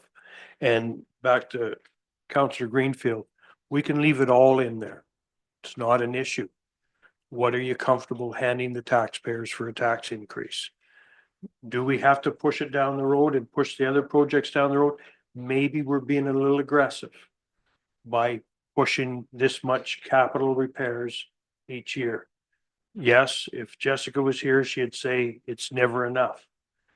But like I said, it doesn't make it better, but we're funding our infrastructure deficit far more than any other municipality in the county. We're putting over $4 million a year already in the tax base to infrastructure, already in the tax base. Municipality south of us is the same size. It's $276,000 it has extra for infrastructure. That does one culvert. Okay, so it's never enough. I understand that. Maybe we're a little aggressive on our capital projects going forward. Compared to the other municipalities, we may have to pull it back a wee bit, but it's wherever you're comfortable. If you want to be at 15%, we could just leave it all. No, I'm not trying to be smart. There's other municipalities at 17% and have signed off on it this year because they haven't put the money in previous years. It's where you want to be. If we can come up with that figure, it'll make this job a lot easier. Deputy Mayor. Thank you, Mr. Mayor, and I appreciate the conversation. I come back to our asset management plan, which we had last Monday and we'll have again this coming Monday to approve. And if we look at the messaging within that plan, we're not putting aside nearly enough money, as you say, which Jessica would agree with. So I'm inclined to support Councillor Greenfield and suggest we put something in the budget for this. A round number of 300,000 works for me because you know, this is a big project. We have to do it. We've got a reputation of doing the best we can to keep up with our infrastructure needs. It is going to cost more next year, and there's work that has to be undertaken this year. And I think there's still other projects within this capital budget that we can pull that may not cause the ripple effect that deferring this one would. So I'm just suggesting if Councillor Greenfield is making such a motion, I would in time support that one. I know Councillor Bartley has a motion on the floor, so those are my thoughts. And I'm not even sure that we have had a seconder for that motion. Oh, it's done. Okay, all right. At least we've got something on the floor. Are you suggesting an amendment to it? Deputy Mayor? I would make hopefully a friendly amendment, that the number be 300,000 to be raised from, general levy this year and, then placed into the, existing reserve. Is there a seconder for that friendly amendment? Deputy Mayor? Questions or discussion? Councillor Bell? We have a motion and then we have an amendment. Okay, thank you. I think everybody understands it. I mean, we can discuss it till the cows come home, but if we're all on the same page, I'll call the motion. This is to reduce the original motion of taking 670,000 from this slide, reducing that to 300,000. All in favor? And it looks like it's defeated. Thank you. So we're back to the main motion then, because that was the vote on the amendment. So Yes. the main motion is still on the floor. Yes, and that motion is to apply $670,000 from the Trowbridge Street project to basically the tax levy to reduce it. Discussion on that. If you're ready to vote, all in favor? And that is carried as well, so that adds 670,000 to the 275,000.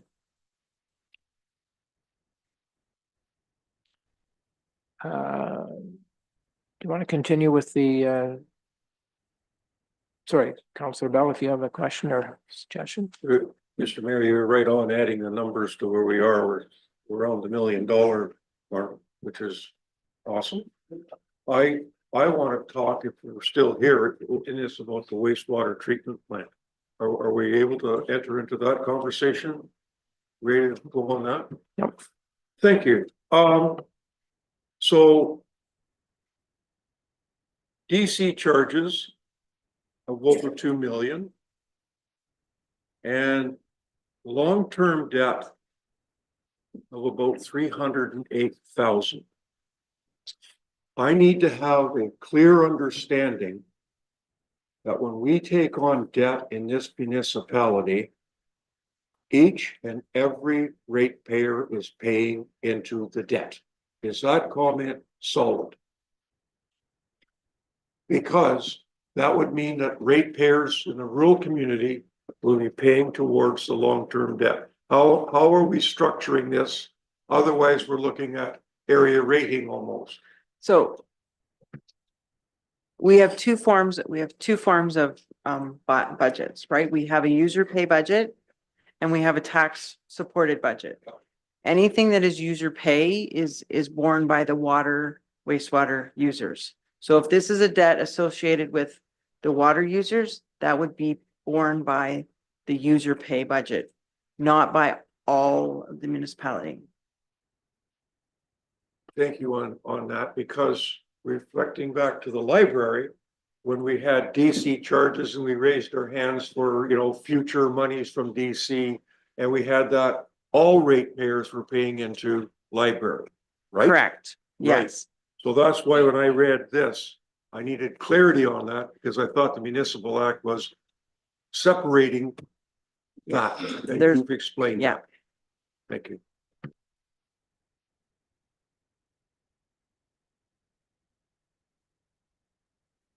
I'll go to the next slide then. These are all the carry forward projects that, so they would have been worked on last year and they're still kind of in the works. Hopefully to be completed this year. Do you have any questions on that? Deputy Mayor? Thank you, Mr. Mayor, and I know we had the same conversation last year, but we've got quite a long list of projects here. And we've got, you know, a lot of capital to go forward with this year. Do we really realistically think that we can complete all of this work? The departments that have put forward the projects believe that they can complete the work. Unless there's somebody that wants to speak to that. Yep, sure, through your worship. Just on our side, on the transportation side, Bayshore rehabilitation, continues on and, due to some of the hydro, pull and, just timing, that project didn't get done and is slated in to start as soon as half load season comes off this year. The Nelson Street parking lot, as was just kind of discussed, is parked for this year. I don't see that project moving forward, until we get the EV charger situation, figured out with the grants and stuff. We were unable to, obtain the grants last year, to move this project ahead. And that's all I can comment on, at this point.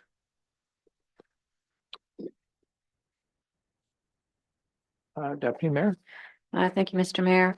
I appreciate that, Jeff. So I recognize all of this money is in reserves now, right, to go forward with these projects. But I do want to talk about Bayshore Road, and I'm wondering if you can share with us, and I hope there's some folks listening from Leith, because this has caused a lot of angst for people out there. So just really what happened and what's going to be some of the aspects of the completion, particularly in terms of the ditching that is really causing a lot of concern for residents out there. Through your worship. Yeah, the holdup was the project is 90% complete. The outstanding items are mainly the stormwater, the ditching. The reason why it couldn't be completed because there was hydro poles located in the center of the ditch, the new ditch line, which transitioned into us being unable to install the new ditch. We have got the contract signed with Ontario One, and hopefully we'll start moving forward with the timing window for next year to get those moved. That's essentially what we're waiting for right now, for Walkers to be able to come back and finish this project. If I may, Mr. Mayor, is there any penalties for walkers? I mean, these people up there have dealt with a really upsetting year and more than a year now. The ditches, can you explain to us why the ditches had to be so much deeper and wider than they were previously, and how they're going to be finished? As I think people were accustomed to having a grassed area that they could cut, and now they potentially won't have that. What's it really going to look like when it's done? Through your worship. So through the engineering process, it was brought forth with two options. One option was open ditch. The other option was a full storm system. The full storm system was going to be outside of our window for budget. And then the direction was to install open ditch. The ditches had to be that deep in order to get the flow towards the positive flow to the north. So ultimately we are taking everything from Gray Road 18 north down past the pumping station. And that is why the ditches are at the depths they are. The completion or the finished project will have it all grassed over. Unfortunately, the ditches are going to be the way they are, other than there'll be grass. You could easily And it- lose a car in them. Pardon? You could easily lose a car in them. For sure. Yep. Not debating that, but that's how we were moving forward with this project. And unfortunately, yes, the residents down there that had no ditch before are definitely seeing that impact. Jeff, just one final comment, if I may. So in terms of the drainage problems that are occurring now, stagnant water and, water not getting where it's supposed to go, will that all be solved once this is completed? Through your worship, yes. There are some outstanding items with some drainage issues, namely because the ditch isn't completed so that the water can't get away. But this will all be reflected once we're completed and resolved. And you're saying no penalties to Walker for any of the delays? Unfortunately, just the way our tender was written, there won't be any penalties. We're not the only jurisdiction with the same degree of frustration. So, Councilor Greenfield? Thanks, Jeff. On this, the Bay Shore Road, the hydro poles. I need an answer on this. I've heard the hydro poles have to be moved. I've heard 3 poles have to be moved. I've heard 10 poles have to be removed, replaced. And I've heard none of them have to be moved. Can you give me a final answer on that? And if indeed some of the hydro poles do have to be moved, is the 514 is moving them in that 514?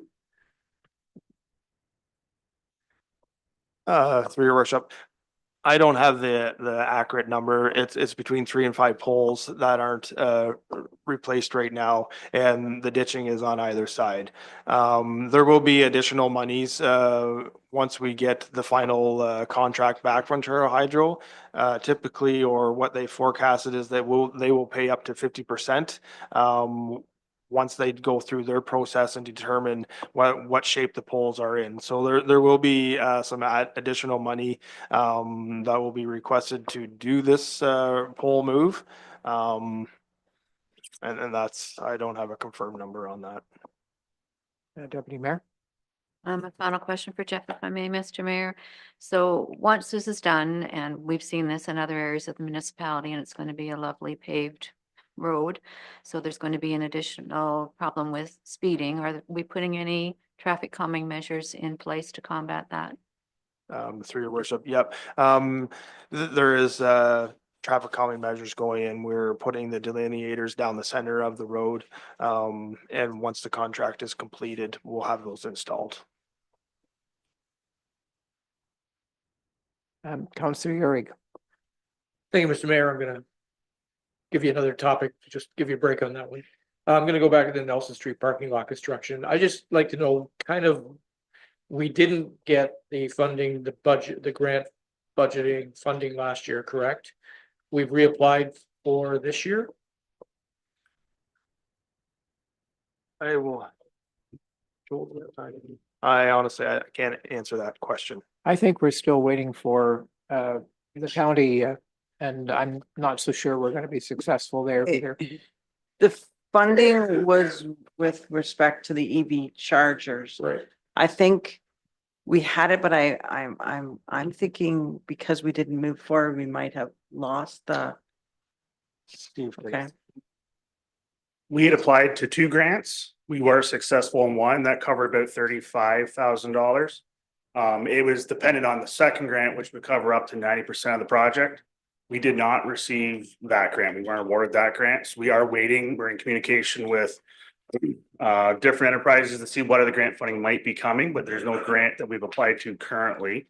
With losing that 90%, the second grant, we did lose the first grant as well. But in a report that Tori had prepared before she went off on mat leave, we talked to using the monies that we needed to do engineering on the project. to spend that either way. So if we had the 36% or the $36,000 grant, we would still have to spend $25,000 roughly on the project. So we were spending that anyways to have the engineering. So the engineering is complete on what needs to happen at Trowbridge. And if once a second grant or more grant funding comes out, we'd be applying for those and then hopefully be successful in one of those. But we do have the engineering of what needs to happen at Nelson Street to provide level 3 chargers currently. So you are saying, Mr. Mayor, that we're not confident that the Grey County aspect is going to come through?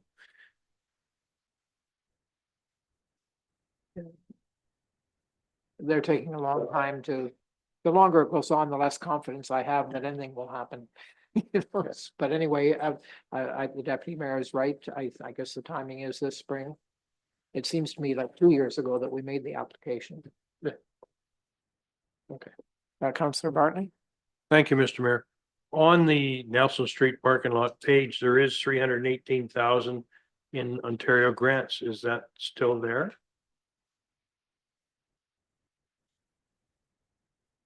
That would be gas tax or one of the other grants. Councillor Bell? Thank you, Mr. Mayor. So on the parking lot, if this doesn't move forward, it's going to remain granular and not allow parking all year, and there's constraints about snow removal. Simply, we're talking about paving this lot. Not correct? We're going to pave the lot, have it designed. What are we doing? We have it. Defined. You're not laying down regular asphalt in here? Through your worship, for the completion of the project moving forward, how it's laid out will be asphalt. But we won't be doing the project this year, so it'll just remain the granular state that it is. Okay, so the reason why I did open this up, my fellow councillor Forder is my co-chair of sustainability. We've had some quick conversations about these kinds of things with pavement. There are other options, and I know he's thinking about what we've talked about. We probably can explain it better, but is it an opportunity for council to say, to look into, I think these are paving type things which are more permeable for water. So I'm going to quit. Maybe if I could introduce my fellow councillor Forder, if you could fill in the gaps that I have. Go ahead. Thank you, Mr. Mayor, with your permission. Thank you, Councillor Bell. Yeah, and so something that is near and dear to me is reducing heat island effect. So being able to look at alternative materials or different designs that help make this a more sustainable lot. That's something that I think as a municipality, we should at least explore at a minimum. I know we've done that with some other projects as well. So, but I also do understand there's an significantly increased cost. So we just need to find that sweet spot that matches our budget and also provides the whatever level of sustainability we can achieve. Thank you. Through your worship, we have done just so everyone's on the same page, the design is completed for this project. We did look at low impact design, and I believe Tori did bring a report to council on the pricing. I may be wrong, I'm not 100% sure, because we did look at alternative measures for low impact design. The reason why the project kind of got stalled out was because of the EV charger. So if council wants us to reevaluate or look at alternative measures, then there's going to be some more engineering costs because we are at a final stage of the engineering process. Go ahead, Val. Sorry, I apologize. I want to correct myself on the grant piece. I just asked to look it up. It's an EV charger grant that was 218,000 and a pollution grant for 99,000 is what that 318. It is not gas tax. I apologize. So is that still available? I would say, I think the one, Lost the 99. and we weren't approved for the other one. The other one was pending. Sorry. The larger one was the one we were waiting on approval, and they took a long time to finally come to us, and it was started in the spring. They were gonna let us know within a couple of weeks or a month, and we finally heard, I believe, October, that we weren't successful. It sounds like a lot of private enterprise was successful on that grant, and not as many government or municipalities. So this costing chart on page 248 Is incorrect. is incorrect. Deputy Mayor? Thank you, Mr. Mayor. Unless there's any more discussion about the parking lot, I wanted to move on and talk about the cemetery. We've got 15,000 here for those cemetery fountains, and I just want to express, and I think I can speak for the mayor as well, we really want to see those done this year. And so my question though is, we talked before as well about having a sign. I know there's money here for sign, but it's sign replacement, so this might be something additional. But a sign that would speak to sort of the regulations of our cemetery, that, you know, no glass at grave sites, saddles must be removed by, you know, May 15th or whatever date is, that, you know, what's appropriate to be left in terms of tchotchkes and so on at grave sites, just so we kind of have an understanding of what's appropriate and it keeps our cemetery a little tidier. Is it possible to have that kind of sign erected? Sure, through you, your worship, Deputy Mayor Keaveney. That actually is something that we are investigating. We want to make sure that the wording is correct and follows along with any of our bylaws that we have in place. Hopefully this summer, we will have that signage erected going into the cemetery. I have two questions, Val. A lot of these carry forward projects were on a list that we received from our former CAO that I understood were actually off of the budget for this year. They were under reconsideration entirely. And that included, I believe, the Memorial Park entrance road reconstruction. And I think the washrooms at the harbor and the harbor patio. So there's a lot of money here that, as I understand, formerly what was already, you know, put on a side rail, shunted, if you like, aside. And I'm wondering, they're back here in the budget, and if there really is, because I understood it to be input from staff, that these projects be postponed and if not eliminated entirely. So what is the story on those things? This list is a list of carry forwards that Questica spits out for us. What it is none of these projects are tax supported, except for, I believe, in the facilities, the harbor washrooms is the only one that affects the tax levy at this time. So I did find out, I actually have this report, the one that you're referring to, and it can be modified. Oh, key fob system. So the 44,000 is for the key fob system is what the tax supported portion is for. And I could say, yes, probably some of these should be removed from our, I'm going to say version 3. But at the time when we were trying to get everything else put together, I didn't notice about this until a little later. And I'd just like to draw people's attention to the item there on Peter Cameron Park equipment replacement, $40,000.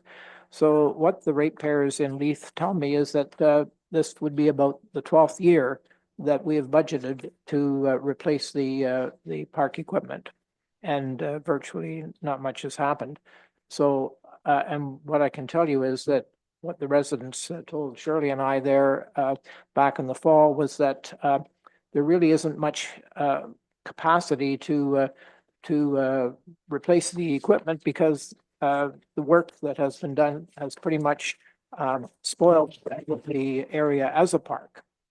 Am I right on that? And I'm just saying, these people have waited a long time for the park equipment to be replaced, but I honestly see little prospect of it happening for the simple reason that it's surrounded by ditches that are so deep, I think even access to the park is a question. Mr. Mayor, I'm glad you brought that up because, yes, certainly, land mass has been lost from the park and there's a huge ditch now between the park and Doug and Liz Robinson's place, and that was all full of, you know, weeds, et cetera, when we were last out there, which appeared to me like now that's just going to be a great nest for mosquitoes and you name it. So if there's anything that can be done with that and a refurb of the park, I think the residents would really appreciate. And I think for all they've been through, they deserve to have this addressed this year and have that park cleaned up and the new equipment installed and make it, again, a fun place for families to visit. And, you know, if you have input, you know, Mr. McNutt or Jeff, don't hesitate to tell us what you're thinking. Through your worship, yeah, just to add to that Shirley's comment, the drainage ditch that was put on the side lot there was to help alleviate some of the water issues, especially going on to the Robertson's property. And then going forward, once this year, I'm sure Rick will comment, but during the grass cutting, that swale will be cut and look a lot nicer than what it is right now. Councillor Greenfield? Thanks, your worship. The Peter Cameron Park renovations, I think this is the third year in a row we've looked at it, and the replacement of the equipment and the pads and so on have been promised, and nothing has happened there. But I'm a little worried that we have another problem there, and that is the flooding and the ponding on Princess Street, which runs just east of the park. We've been getting complaints there now for, again, the last 3 or 4 years about this water that seems to be sitting there, ponding there, usually 2 or 3 times a year, and it just sits there. It doesn't go anyplace. So I want the work done at Peter Cameron Park. I mean, we're talking about work at the Leaf Beach. That's on the books too, but I'd like to see the Peter Cameron Park work done, but I think we've got another problem there that needs to be rectified too, and it being right adjacent to the park, to me that maybe we should be looking at the water situation. Yes, through your worship, I can just provide a little feedback on that to Councillor Greenfield. Just to confirm, Princess Street, Harley, or Queen Street, the top road. The top road is, I think, is what you're referring to. Yeah.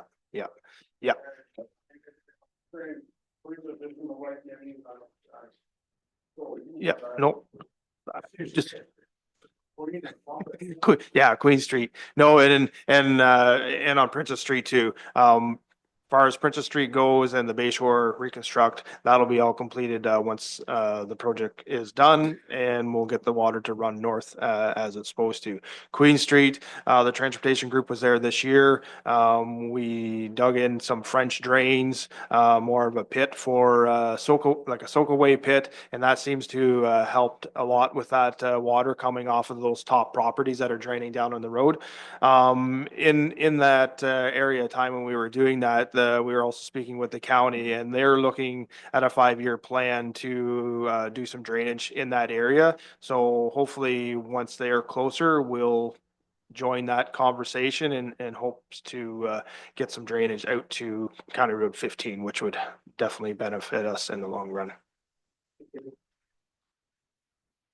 Okay, are we ready to move on? Okay, next slide. Then we're into discussing water and wastewater. And these are the projects that are promoted along with, Trowbridge. Emily is available to kind of speak to those.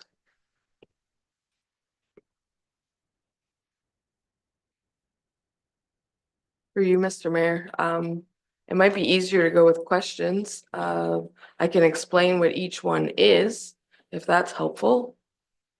Sure. Thank you. Our chlorinators are the system that puts the chlorine into the water. We have 3 of them at the water treatment plant that have all reached end of life. This is just a purchase. We can install them ourselves. The wash and rewash valve replacement, hopefully can be done this year. We've been finding with valve purchases, they don't come very quickly. It's another one that usually whoever we're buying them from also installs them. Our wash and rewash valves are the valves that separate our process piping within the water plant that keeps the water that's running through the filters into the clear well, separate from the water that we use from the clear well to wash our filters. So they're critical.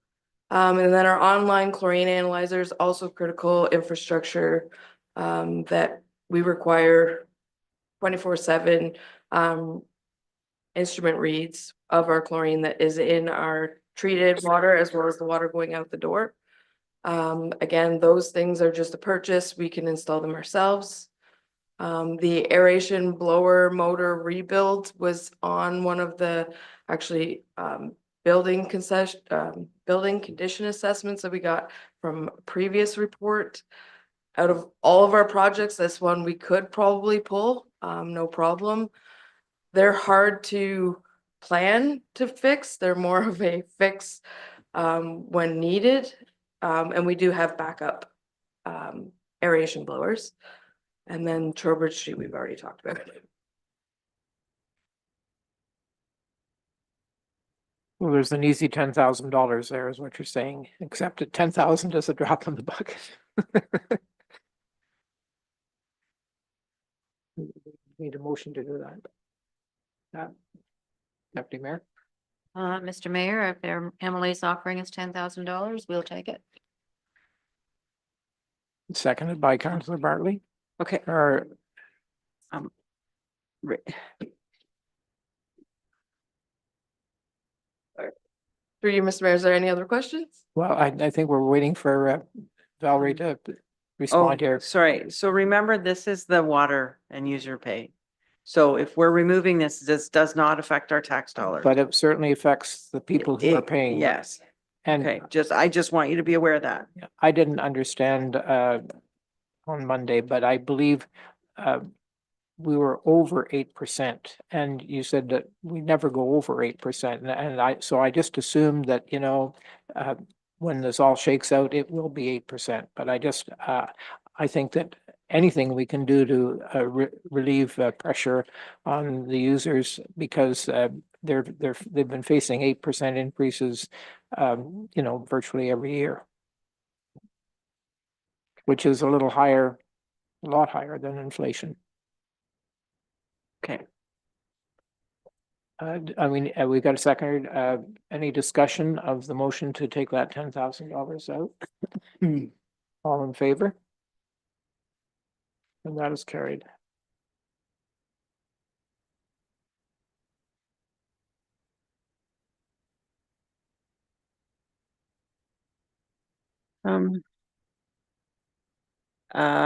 And this is our discussion regarding fees and charges or deferring projects to future years, evaluating our service levels, or exploring alternative funding. And I know we've done this throughout.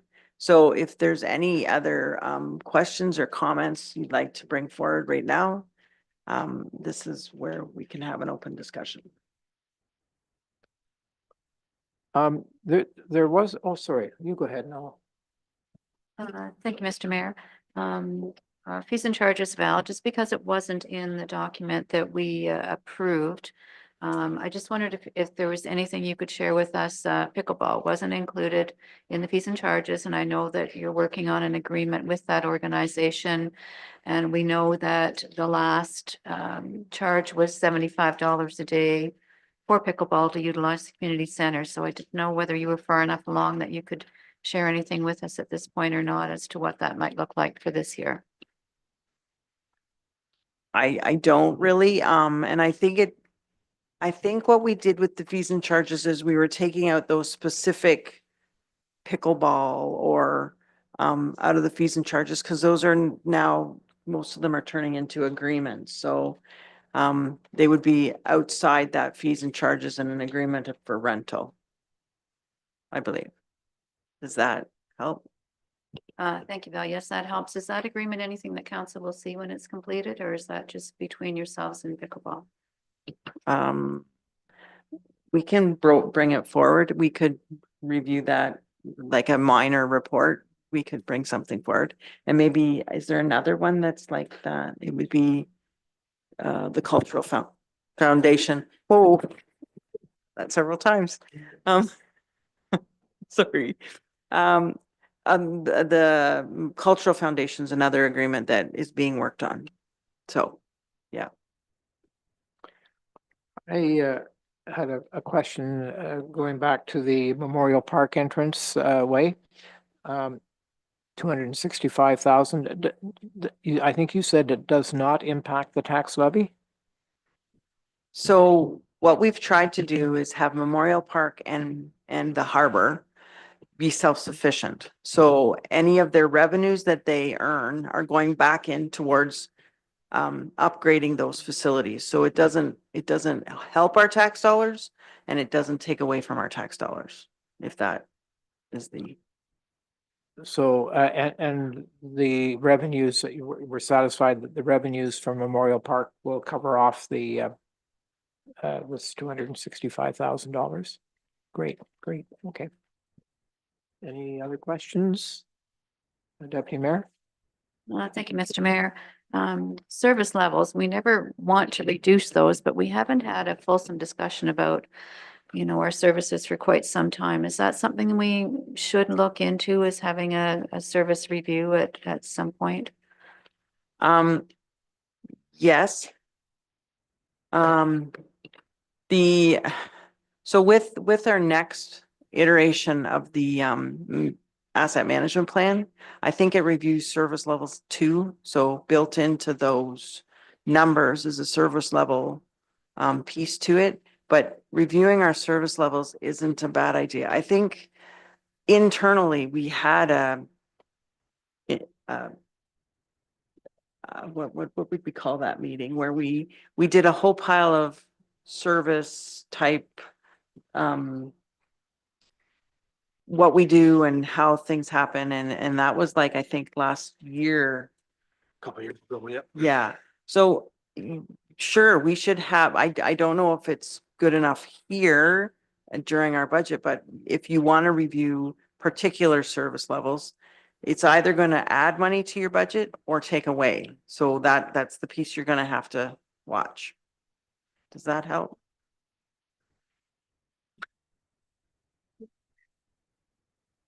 Councillor Bell? Thanks, Deputy Mayor, for talking about service levels.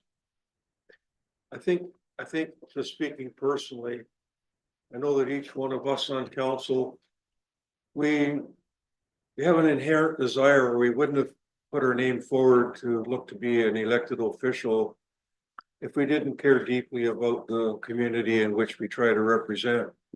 And it's near and dear to each one of our hearts to do as much as we can for the people in the municipality.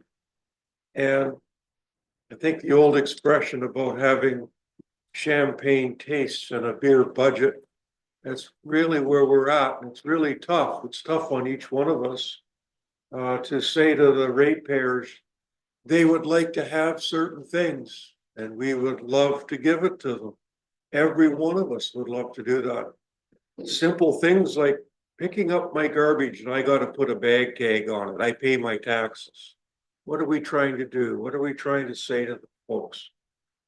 Last fall, Mr. Mayor, when I was at the Meaford and St. Vincent Fall Fair, I had a ratepayer come up and say that we shouldn't put another nickel into the old arena. And what we want to build is a very large, what's it called, a community all encompassing swimming pool, exercise, huge. And I said, and how many $1 million is that?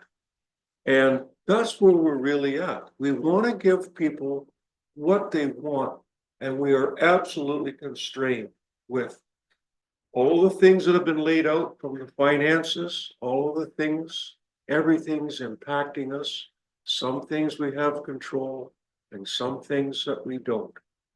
But one of the things that I want folks that are watching is how much money this municipality is putting forward to major projects coming from either user fees or from reserves. Absolutely in the millions of dollars. And that's a tremendous thing that we're able to do. And it is our key responsibility as we're going through budget days. It is up to council to look after the well-being of the finances of the municipality. And we all care about it deeply, or we wouldn't be sitting here. So I think overall, there's a lot of things that have been done very, very well. And yes, we would like to do more. And we are up against the rock and the hard spot with money. And anyway, I just wanted to say, I think overall, Valerie, with what you've presented with things from reserve funding and all those other things, it's tremendous. And we really need to, when we get an official time to make a comment about our budget deliberations, to do kind of an all-encompassing wrap-up on how well we've done as a municipality with what have we got, 15,000 folks that live here kind of thing. So it's we're good. Deputy Mayor? Thank you, Mr. Mayor. Thank you for that, Councillor Bell. And I just wanted to get an update, if I could, Val or Alex, whoever's keeping track of that for us, where we are now, and just to get that understanding. And then further to that, we still have additional conversation to have from our operating day in regards to staffing and so on, and what that looks like. So there's still some potential, but I'm also wondering, where we are now and what your thoughts are, Val. I mean, we've got alternate funding sources here. In your mind, what can we pull from reserves and where to get us where we need to be? But in that being said, where are we now? And I would like to double check these numbers myself, but currently we're sitting at a 7.72 increase in our municipal tax levy. So we have reduced it quite substantially. Like I said, I would, just because I have a comfort level of my own. And I think that works out to be a blended rate. And this was the one that we were having trouble with.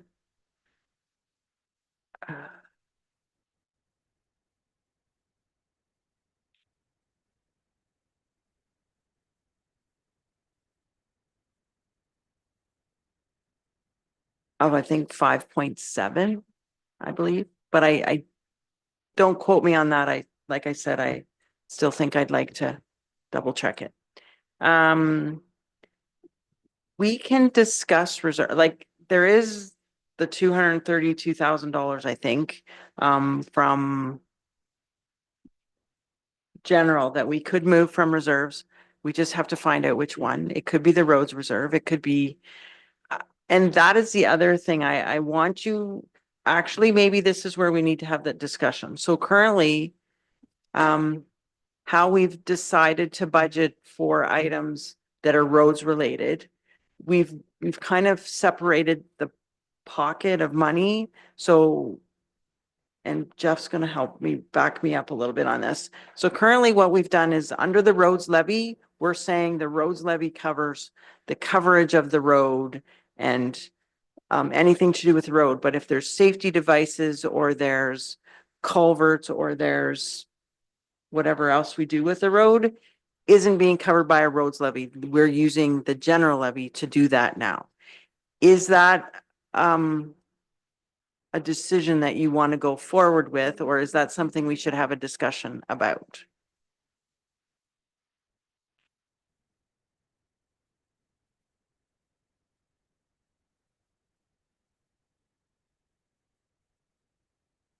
Any Councillor Bell? thoughts? Well, thank you all for that, and I think each one of us have heard that, we have a very understanding, tax base. And, when we ventured into this 1 and 0.5% and so on, they have a really solid understanding of why we're doing that, and they're Okay. comfortable with that. Okay, What I often see, we all see, is when, there's these things like the roads. And we've said we'll put 1% to the roads, but it ends up being maybe 280,000. It's not 187,000, and there is movement, to where, where things need to be applied. So even if we just simply said, instead of 1 to roads and 1 to bridges and stuff, we simply said the percentage to go towards major infrastructure, we can still tell them it's 2.5% right out of the gate. Just doing infrastructure.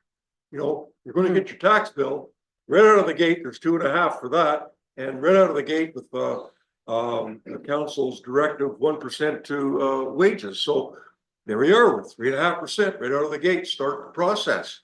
And folks understand that very much.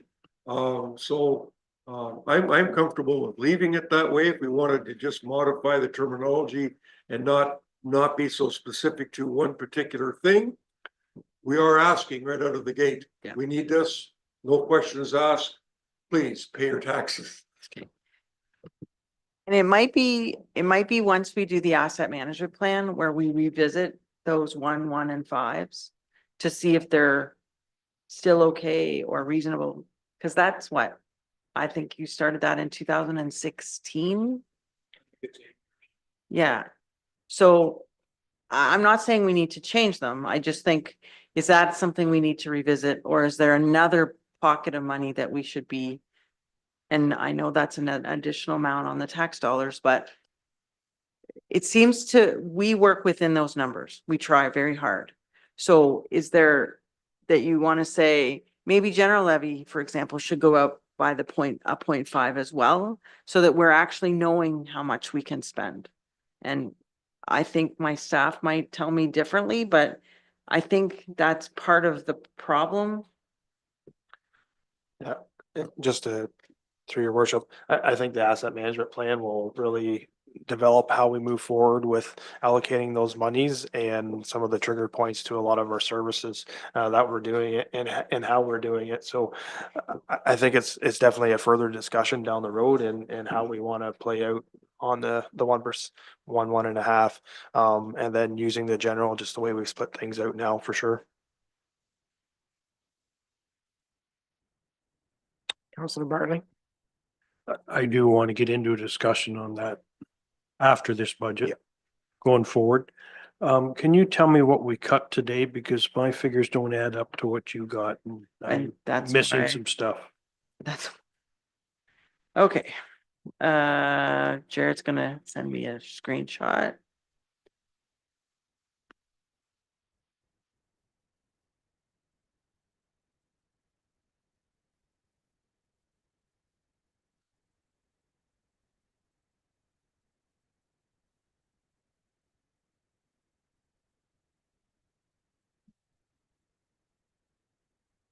So, I'm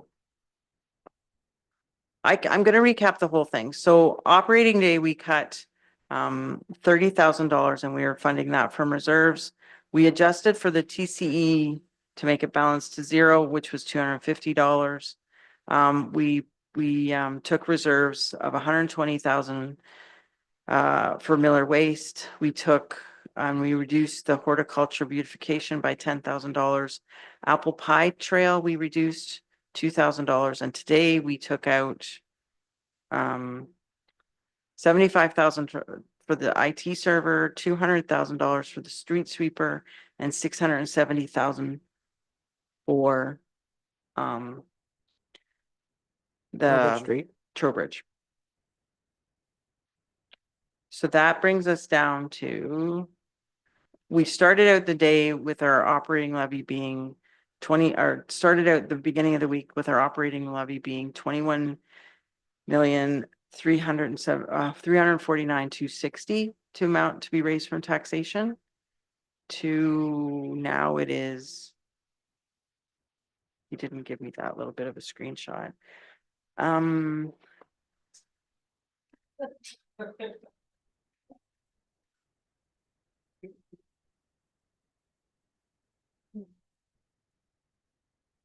20,242 and $10.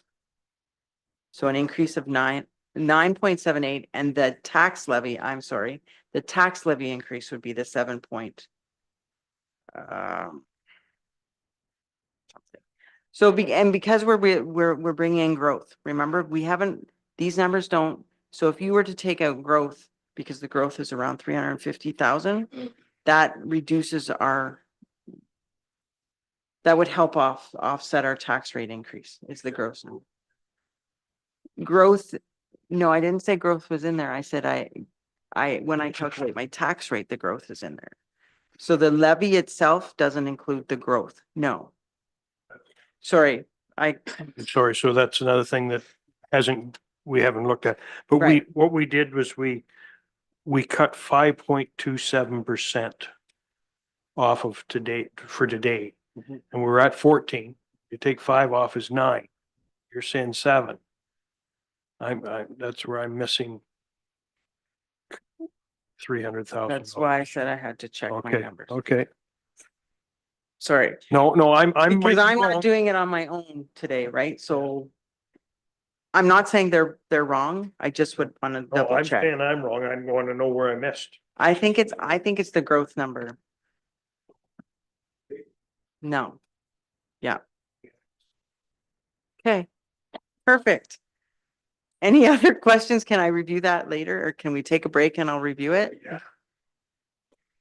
What is the plan, how long do you? see today? How many more slides are there? Can we check? We can talk about understanding deferrals.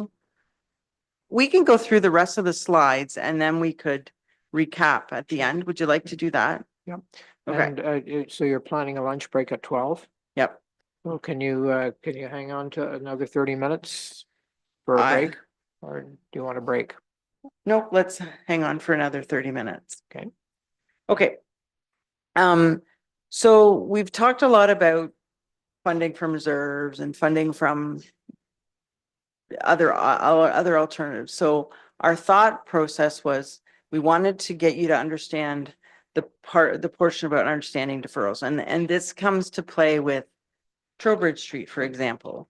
We've kind of told you we're not quite ready to do the project, but we also know that we need to prepare better for it because we know it's going to be a big project, and there are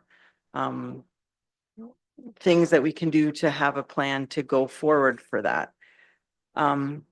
So in all cases, whenever we just we suggest the projects, if we defer them, then it could could cause a problem next year where we're asking for more money next year because we push something back a year. And we are working hard at trying to get a more multi-level budget or a multi-year budget so that we kind of plan ahead, as opposed to every year we come up with our projects and we want to do whatever. I think we need to be more planned ahead. And I think even 5 years in advance would be the ideal thing to do. But currently we're not there yet, and we're trying, but we're not there yet. And we will work hard to get there. But that's kind of why I wanted to just get you to understand the deferral part, because every time we move something from this year to another year, something else probably has to be moved from that year to a year after that. It's okay to do that, but some major projects, i.e. maybe Trowbridge should have been done this year and we're pushing it back. There could be other projects exactly like that as well, but I don't have a crystal ball and I don't know what they are. If you have any questions on that, please let me know, or if I've not explained it correctly, or any thoughts? Councillor Bartley. Thank you, Mayor Kentner, and I'm sorry to beat a dead horse. So Toll Bridge, we didn't push it back financially. We pushed it back because we really can't do We it. can't do it. Can you tell me what sort of quagmire we got into underneath there? Is it muck or is it sand or what did we run into that's causing the issue? Yeah, through your worship, the soil is like quicksand.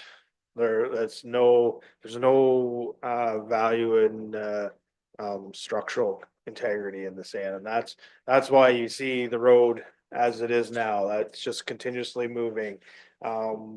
There's other words used that we won't bring up here, but yeah, essentially.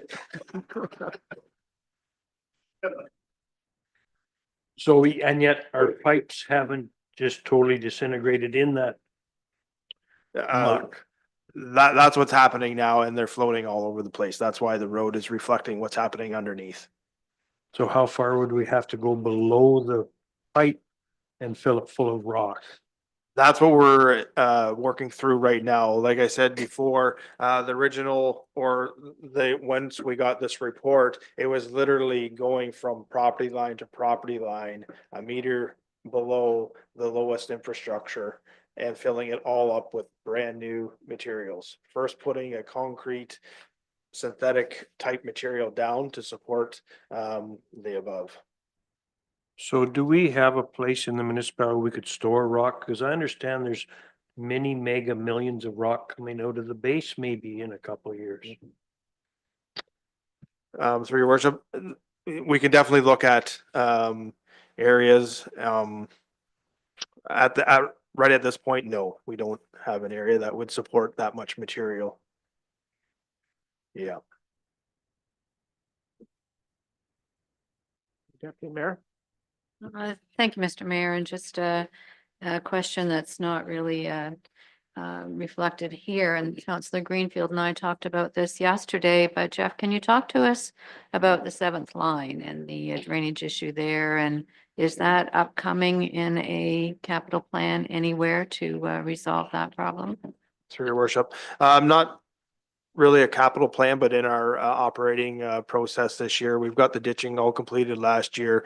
After the ditching was completed on the west side of the road, a lot of water drained out of the hill. So we're positive thinking that going forward with a meter excavation and putting full cross section of drainage tile with 3/4 clear in there for drainage, that will hopefully solve our problem there and get it topped with asphalt this year. Oh, this year, that's great, Yep. thank you. Councillor Greenfield. Your worship, is it too late to ask another roads related question? Briefly. I, through you to Jeff, I'm wondering about, the Eakin Street, situation.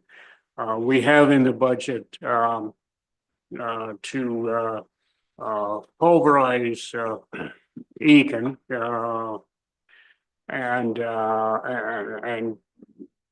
we apply and actually put an asphalt application on Aiken between St. Vincent and Richmond.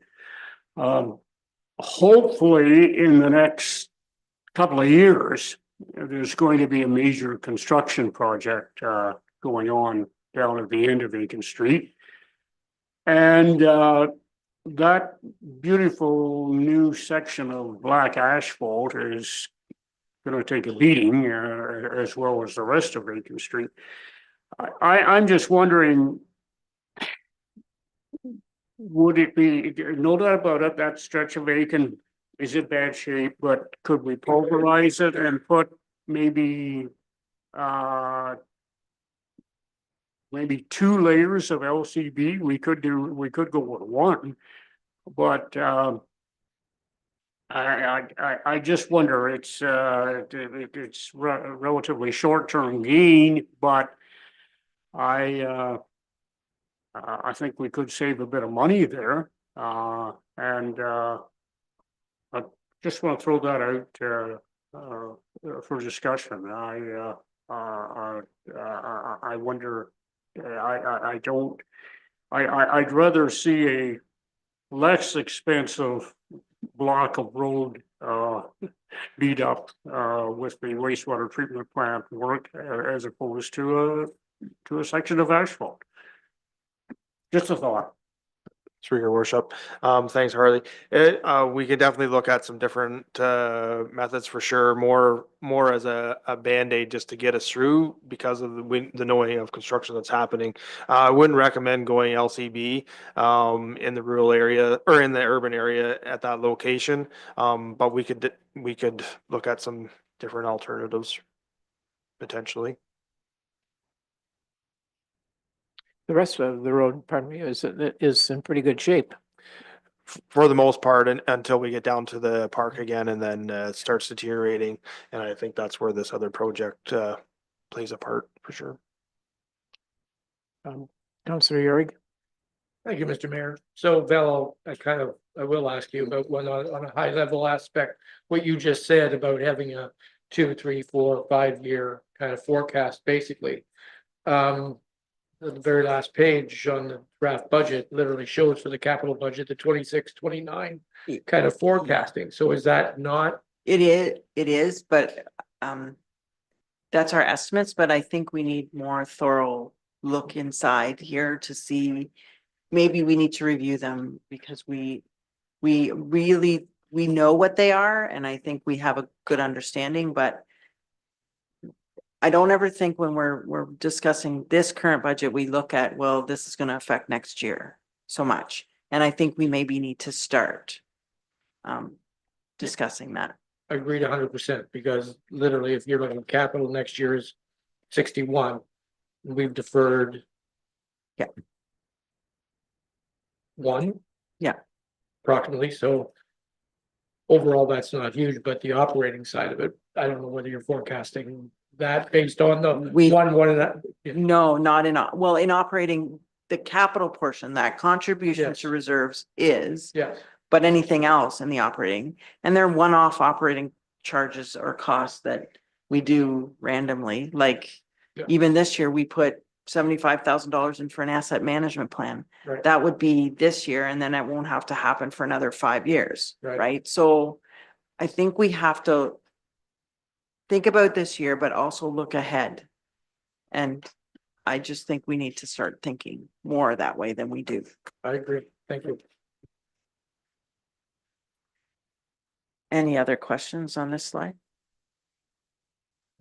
Then we've already discussed Trowbridge. We haven't. And that's it. Look at that. So any other questions or comments or, yes. Councillor Bartley. Thank you, Mr. Mayor. Wastewater treatment plant.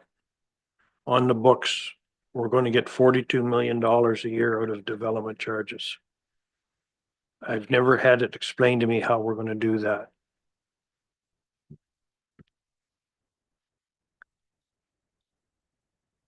Nothing like being put on the hot seat. Doesn't need to be answered right now, but Um, it boggles my mind. I, You're not going to get that out of development charges, so is that going to be $80 million in debt? I'm not sure it's gonna be $80 million in debt, and sometimes we may be borrowing from development charges. I'm not sure yet how we're gonna get to where we need to get to. We have to watch our debt repayment limit. We have to watch, like the library, we borrowed from reserves, a portion of it. I think debt and funding is a whole different conversation that we will have to review probably at a later date. I appreciate that, but the way things are going, it's going to be sooner than later. So I just, It's kind of on my radar. I just haven't got that far.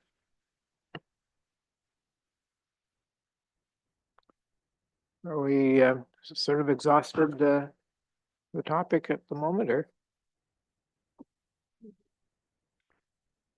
Deputy Mayor. Thank you. I'll just ask one more question, Mr. Mayor, just in relation to the wastewater plant and it not certainly holding you to this, but what are we thinking timeline wise? The RFP is going out soon, I gather, for design.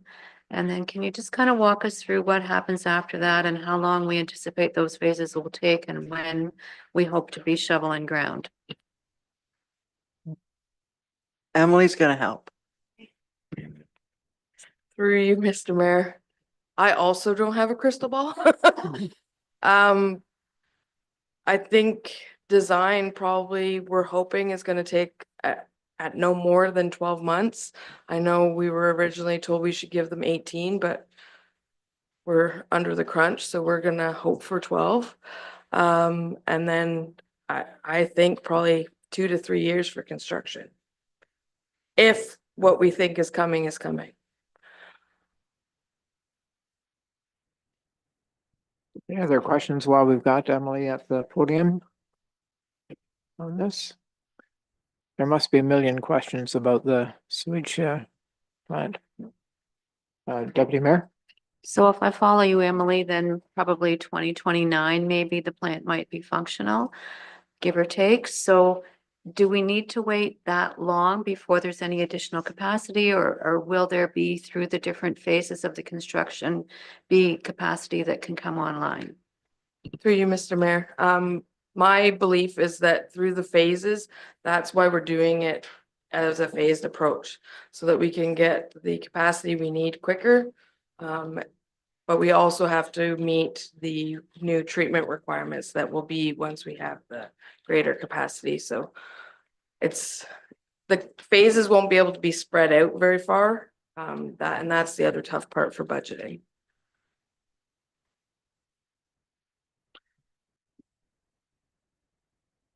Go ahead. I wanted, we're gonna show the slide, so we're gonna show you the tally that we have.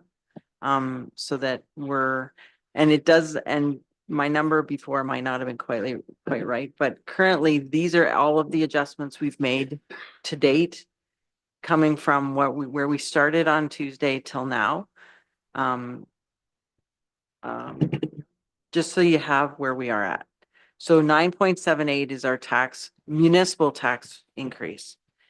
The blended increase would be lower than that. And the tax rate increase will be lower than that because it includes the growth number that Steve and I were referring to. We can subtract that. That's just a print screen. Yeah.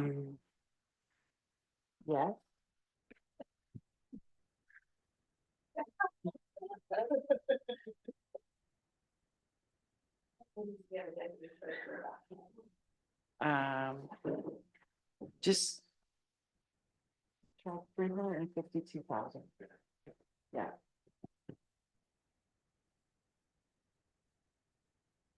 So when we subtract 352,000, our tax rate increases around 7.72%. Yeah, see? Whew. Skill testing question and everything. But I was missing the 352 growth. Yeah. Okay. When can we talk about the wholesome discussion we're going to have about operations and wages and whatnot? Is that going to be another day, not today? I'm not sure that we're ready yet.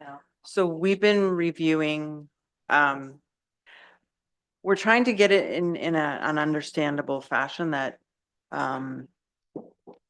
so I have Sarah helping me with it. I have my sheet where I do the numbers, but it might not be very pretty. So I don't know if today, we wouldn't have it done today. So next week, and the other thing, thinking about that, I also want it, the in-camera part is if we talk about specific people and positions. The out-of-camera part is, I'm hoping to be able to say, this is how much the COLA increase is. This is how much our benefits increased was. This is how much the new positions were. So I want to break that down. And I think that is a slide that we need to produce that the public sees. That's what we're working on currently. So a week-ish. So we do have another day we could do budget, but that would just be that piece. So I'm not sure if you want a whole day for that, or if there's other discussions you want to have within the budget, or there's something else you don't understand that we've done. That help? No, and we were talking the 14th. I'd be good with that. Plus, there's other positions that aren't filled right now. Is that going to be part of that? So my thought process was that we incorporate all of the enhancements and all of the anything to do with wages at that point. The enhancements would be added in, so it'd be a bigger number, but it's not that we're gonna end up with that. Does that make sense? Then you have everything that we are looking for. Yes, that is fine. And so what was added in 24 will be on that. Yes. Like it'll, and the other ones that are planned for 20, there are some that are planned for 2025 in that number as well. So I will try and break it out completely where all of the numbers come from. That's why it's taking so long, because it's kind of a little messy. Take your time. I just was trying to anticipate the meeting. Okay. Any other questions?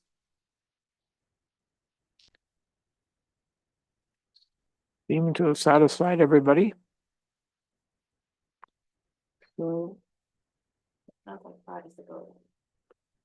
Yeah, I'm sorry, Mr. Mayor. I can't go further on this till I get the other half of the operation side done. It's a big part of the budget. When I'm done with the operation side, maybe I can add to this side. We don't know. so when is the next budget meeting then going to be? I think it's scheduled like we have one in Friday, the 14th. So the package would have to come away. Oh, it won't be tomorrow.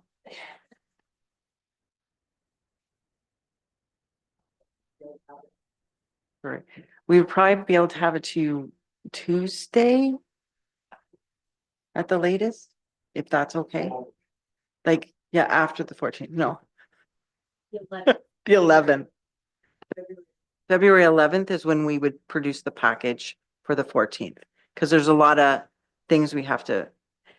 We'll build in the stuff that you've already adjusted for as well, and then you'd have another number to compare it to, if that's okay.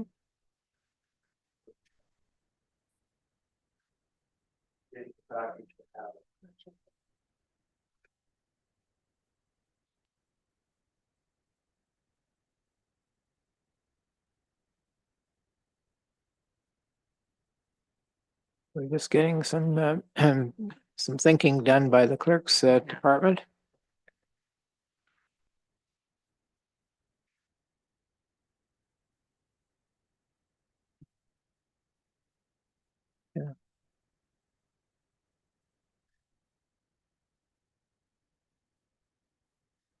Yeah. See, we had a shorter timeline on the capital budget this time, and I think it's the same approach.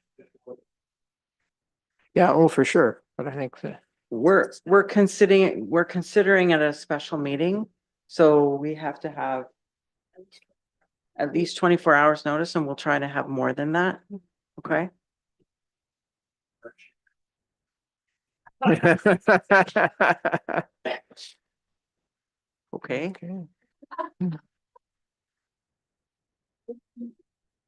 Thank you for working with us on this. Thank you for, the background and all the number crunching that goes on to get us to where we are. I think Val and her staff deserve a round of applause. Yeah. I think we're certainly going in the right direction. I don't think anybody's unhappy with where we are today, just we've got further to go. So I'm gonna, if everybody's agreeable, I think we're ready to, we have to move out of committee of the whole and get there.